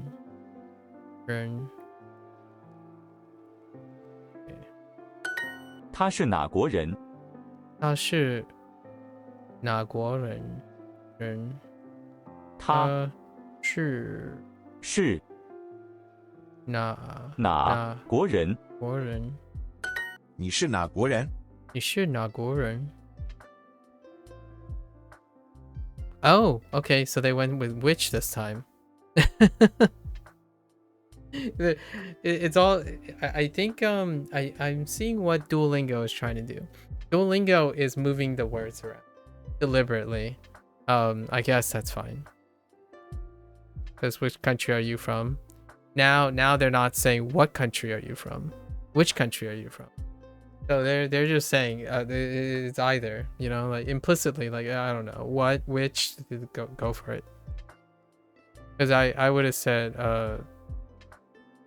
which country are you from, even though it's more like from which country are you from, or from which country are you?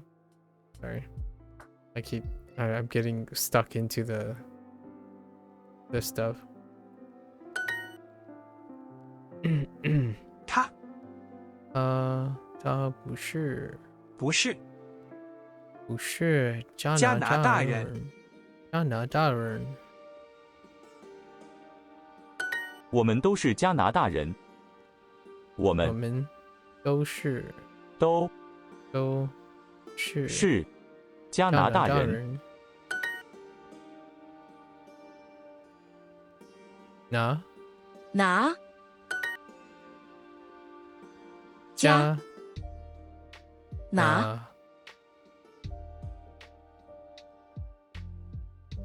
多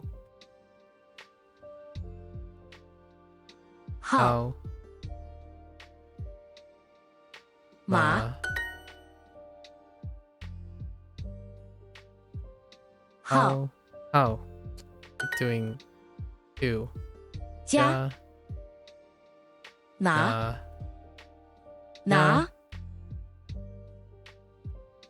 Sorry, I did tone 4. Sorry.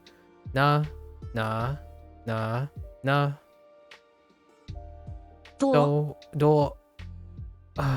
I did do, didn't I? Do. 码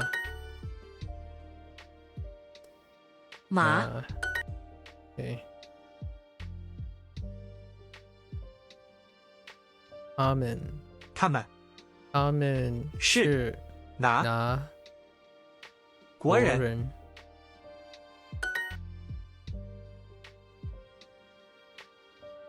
多 I keep saying 多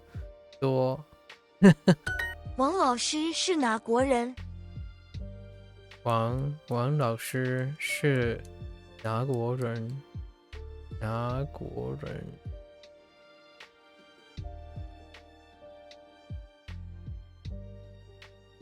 Yeah. There we go again. 加他是哪国人？拿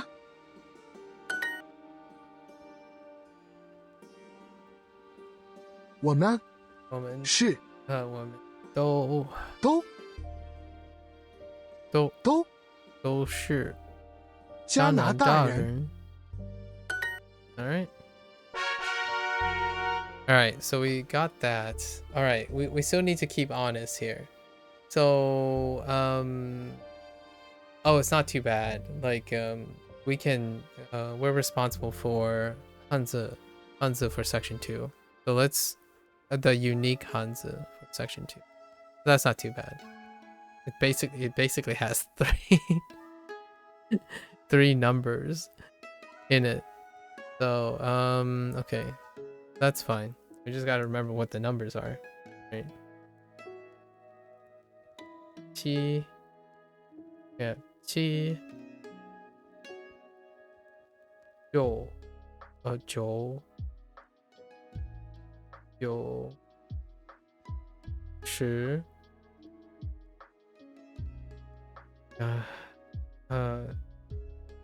信. Yeah, 信.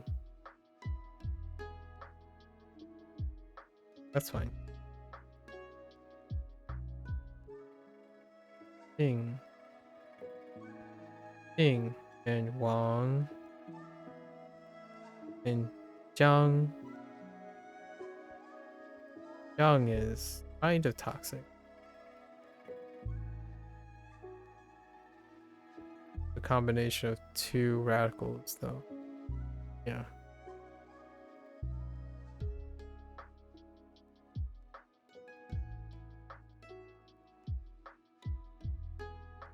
Okay, silver lining. I do need to make up so much pace right now though. We wanna lean in on all this. This is great review. Maybe I will save. Oh no, but my review actually starts at unit 2, section 3, doesn't it? I gotta figure out how I'm gonna summarize this in 13 days. In less than 14 days away. Our day 51 review.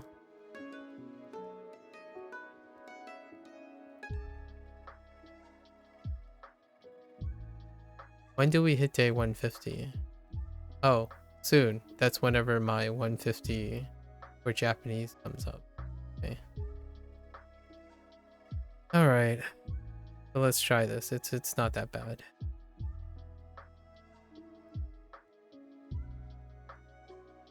It's practically a vacation.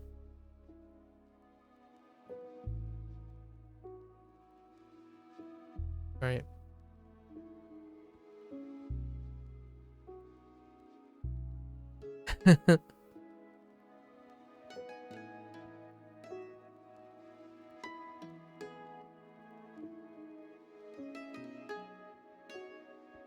That moment when... Oh, wait.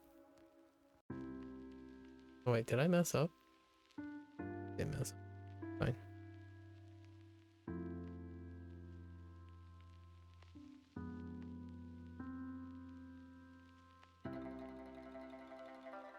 What was the last thing?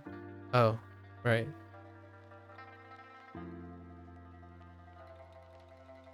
Oh,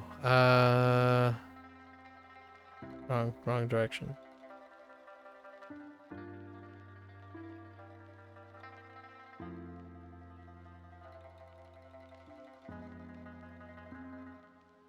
It's kind of gross looking. We totally screwed that up. So let's try that again.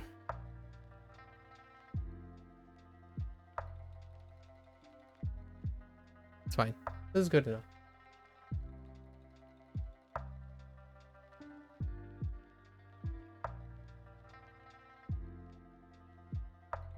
Also, yi is often yo on the phone to distinguish one from yi on bad lines. You'll often hear yo for one. Interesting. I don't know how to process that. Distinguish from yi from yo.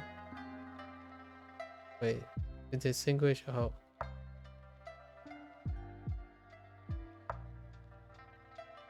No, I know it's T, but E and T are very far apart. I don't really know. So they just use yo, yao,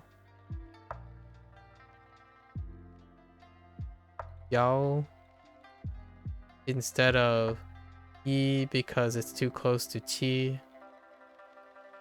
If there's a crackle, they're too close. Yeah, oh, okay, I see. Fair enough.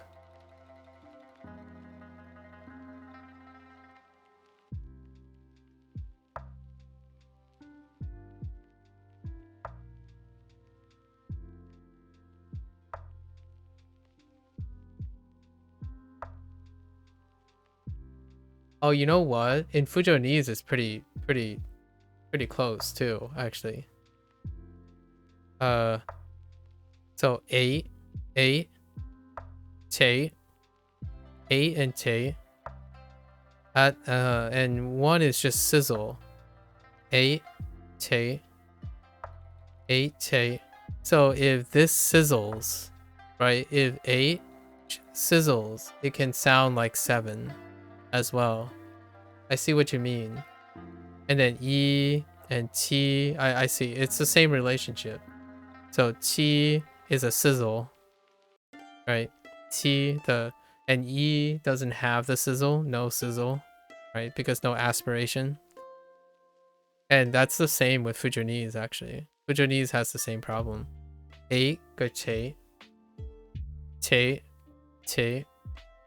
So it aspirates. The aspirates create that sizzle.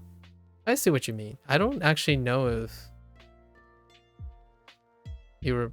I don't know if people replace one in Fujonese as well, but I totally get what you mean. Yeah, E, T, yeah. If there's like any form of sizzle, audio sizzle, it will end up sounding like it. I get that. That's neat. I haven't considered that actually. Yeah, the audio sizzling. Heckin' sizzles. Okay. Alright, and then we have to go over my vocabulary, and I'm just gonna call it a day for now. Because tomorrow we're definitely gonna have to catch up somehow. There's so many more exercises, and they're all really excellent exercises. They're the pattern, like they're the association stuff that I've been doing in my head. So I don't have to do these anymore. Now what am I gonna do?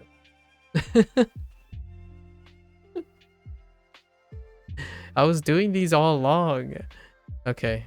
It's the same thing as the kanji when they went back and changed the kanji sections. Alright. So weird.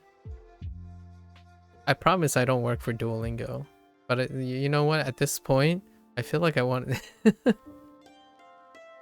Maybe I should start complaining about some other stuff. Or maybe I should make some other comments. Like, you know what? You know what would be really great? I don't have any ideas at the moment, but always start the phrase like, you know what would be really great? And see if it happens. You know?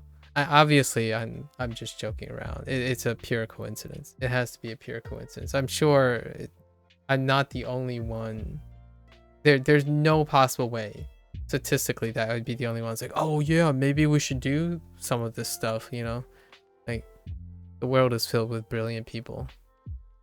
And maybe not even slightly above average people. Maybe even below average people. And still can come up with these solutions, in my opinion. Let's see. So, vocabulary. What did we get? Right, yi,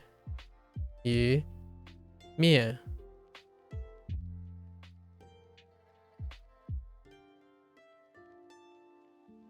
Oh. Ma. Oh, ma. Is that our only vocabulary? Wait.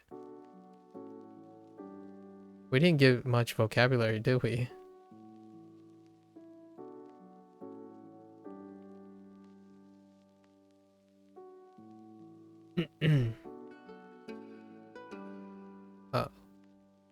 Hua. But this is part of Yeah, yeah. This is part of phone. Which is combined. Where is it? Where are you? Where are you, Mr. Phone? Ring, ring, ring, banana phone. Okay.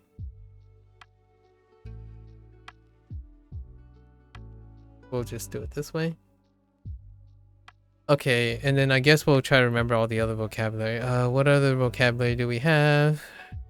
On. For the short and rice. On.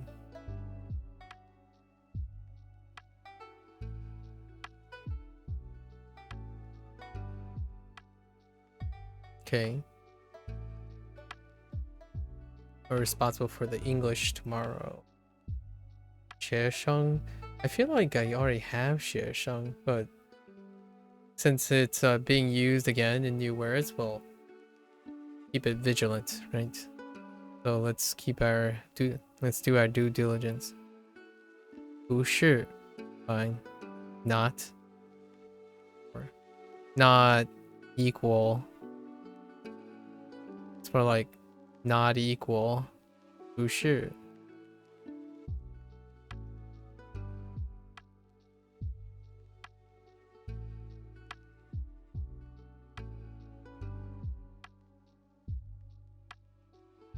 Men, I guess we have we have yeah, we have ta men, both ta men's. Ta men. So they, in quotes.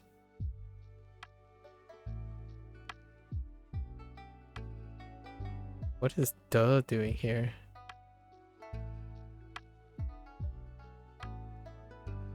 And maybe like their phone number.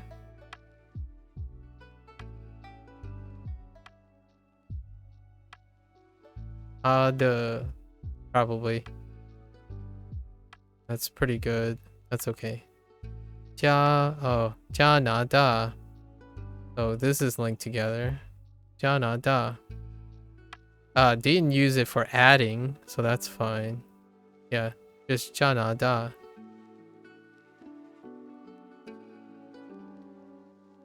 Ren is not here. Ren. 加拿大 is pretty good. So. Na is拿国. Yeah, 拿国. Put together, and then you add ren for these. And that's all our vocabulary. So Canadian again, some reason. Canadian or Canada and Canadian again. What country? That's kind of nice. Yeah. It's using the interrogative for na. So na is now applied to both a location. It's doubling down on location. Yeah, that's it. It's actually very, very short. So tomorrow when we review, we'll probably blast through it and then try very, very hard to catch up with all these other stuff. The characters are getting very small amount. There's a very like it tanked. It went from averaging 15 plus, like around 15 characters on average, to like it tanked to like 5. So I think we'll be able to catch up. No problems. And then now we have reinforcement, which I was gonna do myself at some point because I was feeling like my my connection, I was dissociating the Hanzi too aggressively.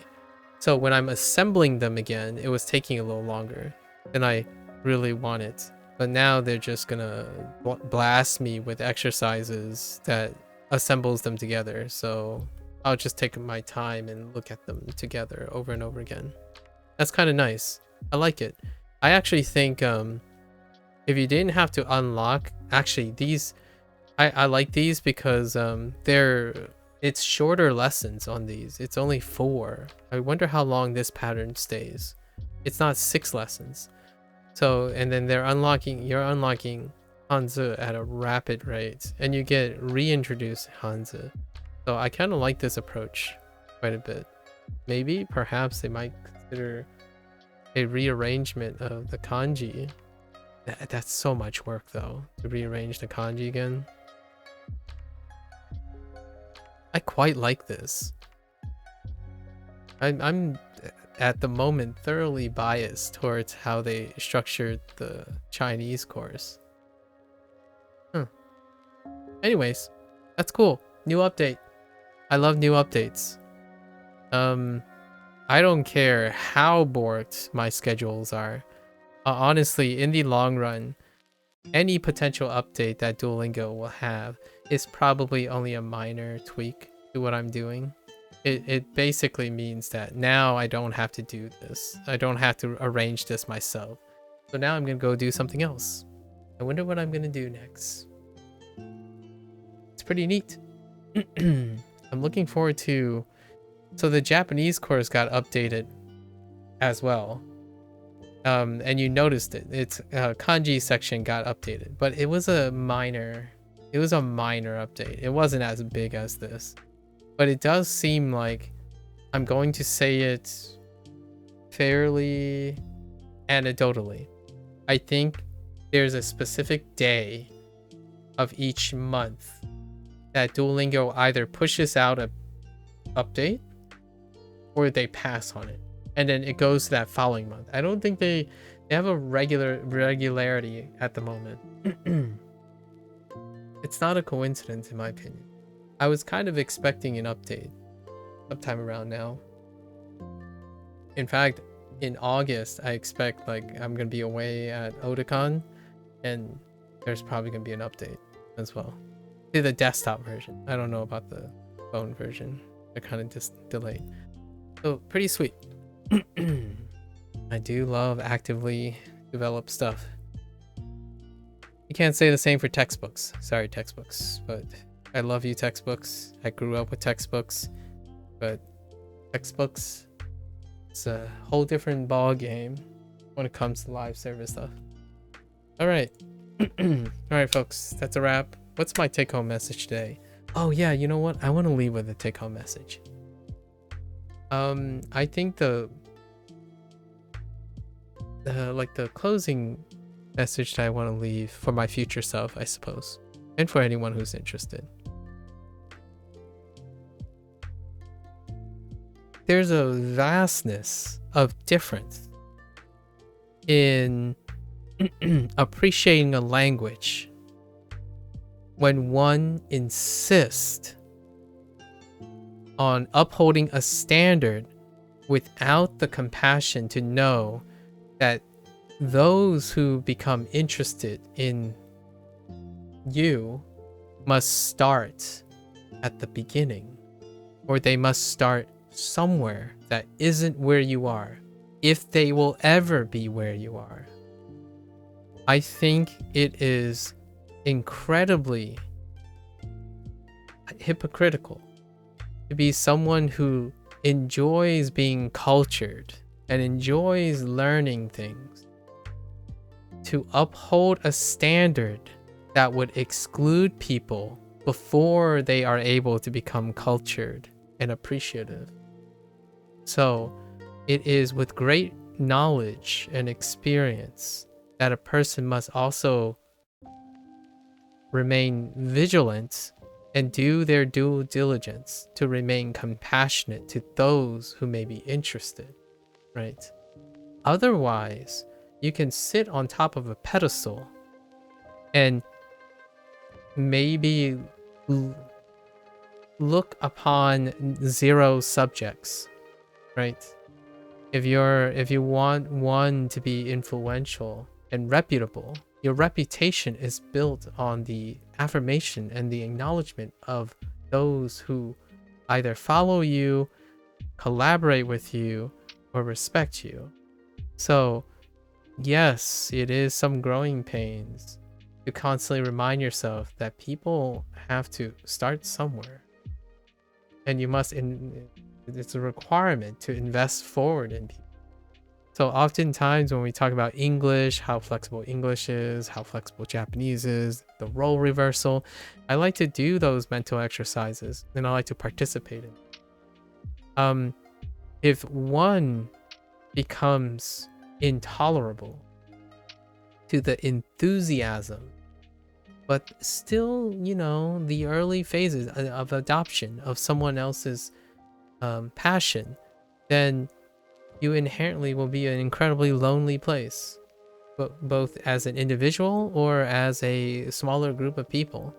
So yes, sometimes it can be hard or to refrain from saying, oh yeah, that's a lesser way of learning, or that's not the real truth, or like that's not the whole thing. You need to know the whole thing. Well, these things take time.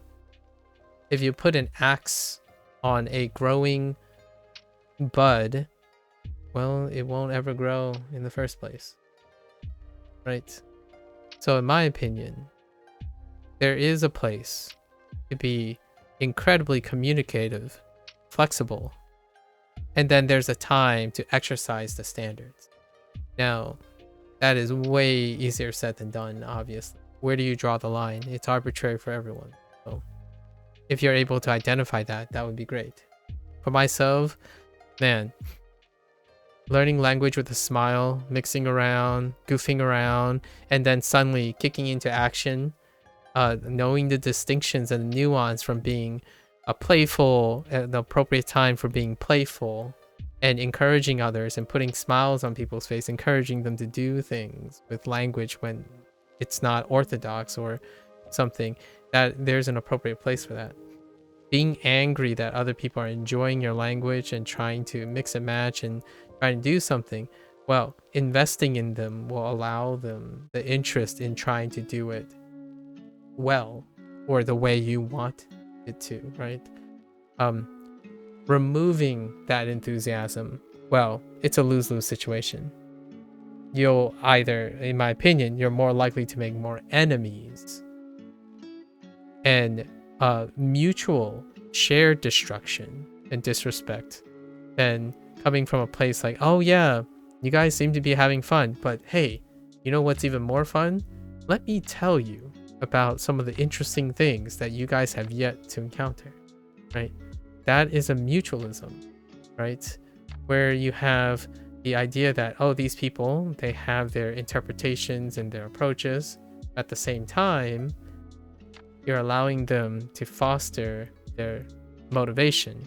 And I do earnestly feel that with proper motivation and the participation of interested parties, that one can be both disciplined and appropriate in multiple situations.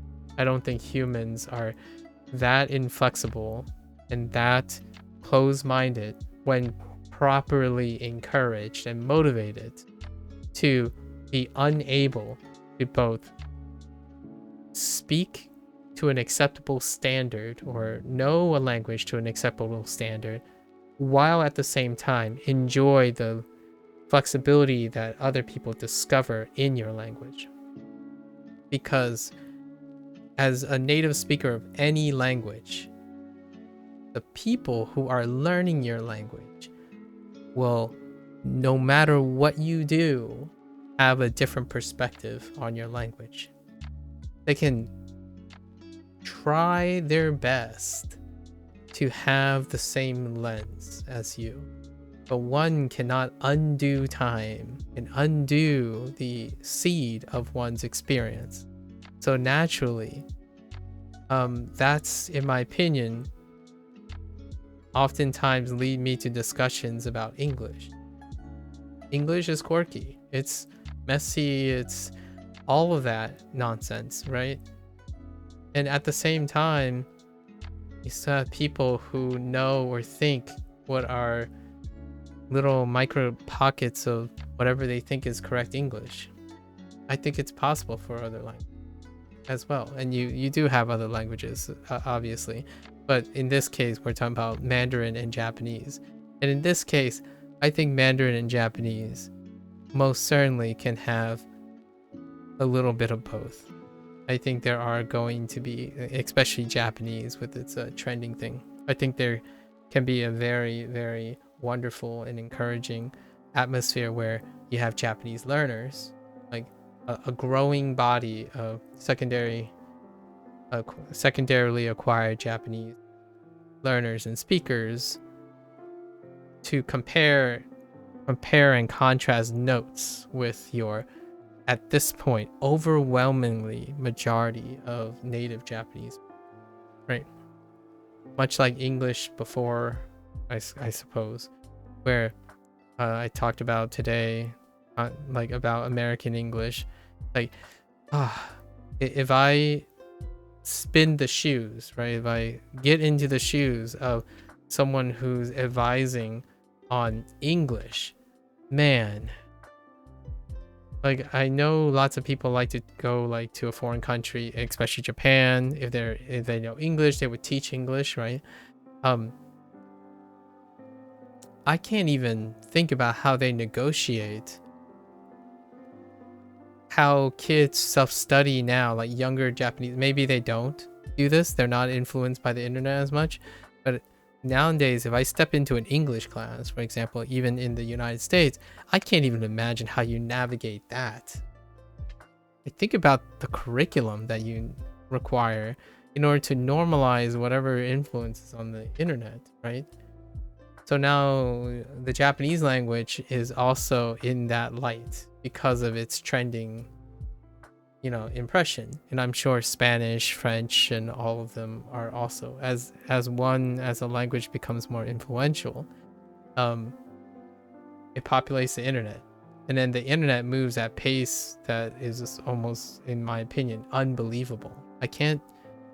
I'm curious if there are any linguists out there who has dedicated themselves to trying to ascertain the pattern of natural language being changing on the internet, and not just for English, right? So I've always wondered this about Japanese. In my opinion, I think there's a place and time. I don't think one lifetime is too limited, and a human's capacity is too limited to be able to juggle more than one state of any language, really. At least that's in my opinion. Unless you really want to, that might be an unpopular opinion. Some people might say one language for all kind of thing.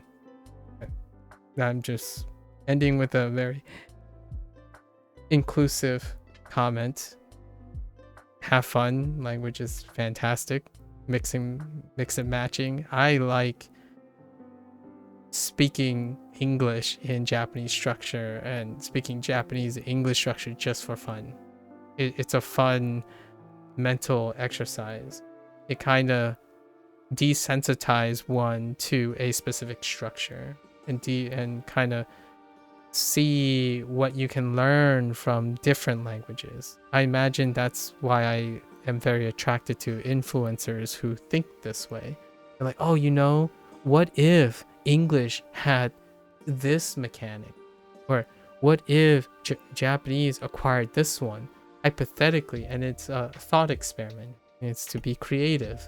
It's not to insist that is something we as a group or people do. Fun thought experiments makes things flexible. Be flexible, be creative. It's almost like learning another language. That is legitimately in my opinion, one of the mindsets that you get. When you learn another language, you are quite literally challenged to think of language in a different way. So the question is your mindset flexible enough to accommodate that? Well, you technically don't have to learn another language to feel what it's like to be flexible in something you've done for a very long time, and then suddenly you have to accommodate a different way of doing things. Doesn't have to be a language, but a new language makes it very palpable and very tangible, that discomfort. Honestly, this state that I'm talking about is legitimately why science is so fascinating. What makes science so beautiful, right? You finish a question, now you have 10 to 20 other new questions. And now you go back to the drawing board and try it again. Like that is language learning in a nutshell too. So I really I think this is my state. I love being in this state. Constantly not knowing everything, always having more questions as I'm learning more things. It almost reminds me of why I love science in the first, like really love science in the first. Hey Maka, I'm so sorry I never chatted you. Oh, no worry. You usually just like, I'll try to hop in next. Yeah, no worries. Yeah. Take care, Robert. All right, folks. That's a wrap. Stay creative, right? Find ways to engage yourself on your free time. Definitely go and do your work and all that stuff, right? Get her done. Your work, making money, that stuff. Definitely that. But when is your free time, man? Flex those creative muscles, in my opinion. I think it goes a long way to make you find that pretty much anything in life, in my opinion, almost everything in life can be interesting with enough creativity. The downside is if all the things you have to do is locking you statically in life, it might take some time to like really feel like you want to be creative, right? Because you're not bound when you have a choice and you have free time. That stuff is not bound by anyone other than yourself, right? Because it's your free time. So if there's anything I want to illustrate as I use my free time doing something that a lot of people probably really dislike seeing, it's not necessarily just a product that I'm relying on for engagement. It's my own creativity that is making me enjoy this experience. Like it could be watching paint dry and I'll probably make a production out of it. That's kind of what I wish for most people. In your free time, if sitting in front of the fireplace brings you creative joy, I hope everyone has something like enjoying even the most simplest of things because it brings you joy. It doesn't have to be complex like learning a language. Everyone needs those space. So go out and find those space when you have free time, right? And then get all the other stuff done, right? And I'll catch everyone next time, all right? Until next time, stay safe, stay healthy, right? 再见。加年。慢慢见。I'll see you guys next time. Bye.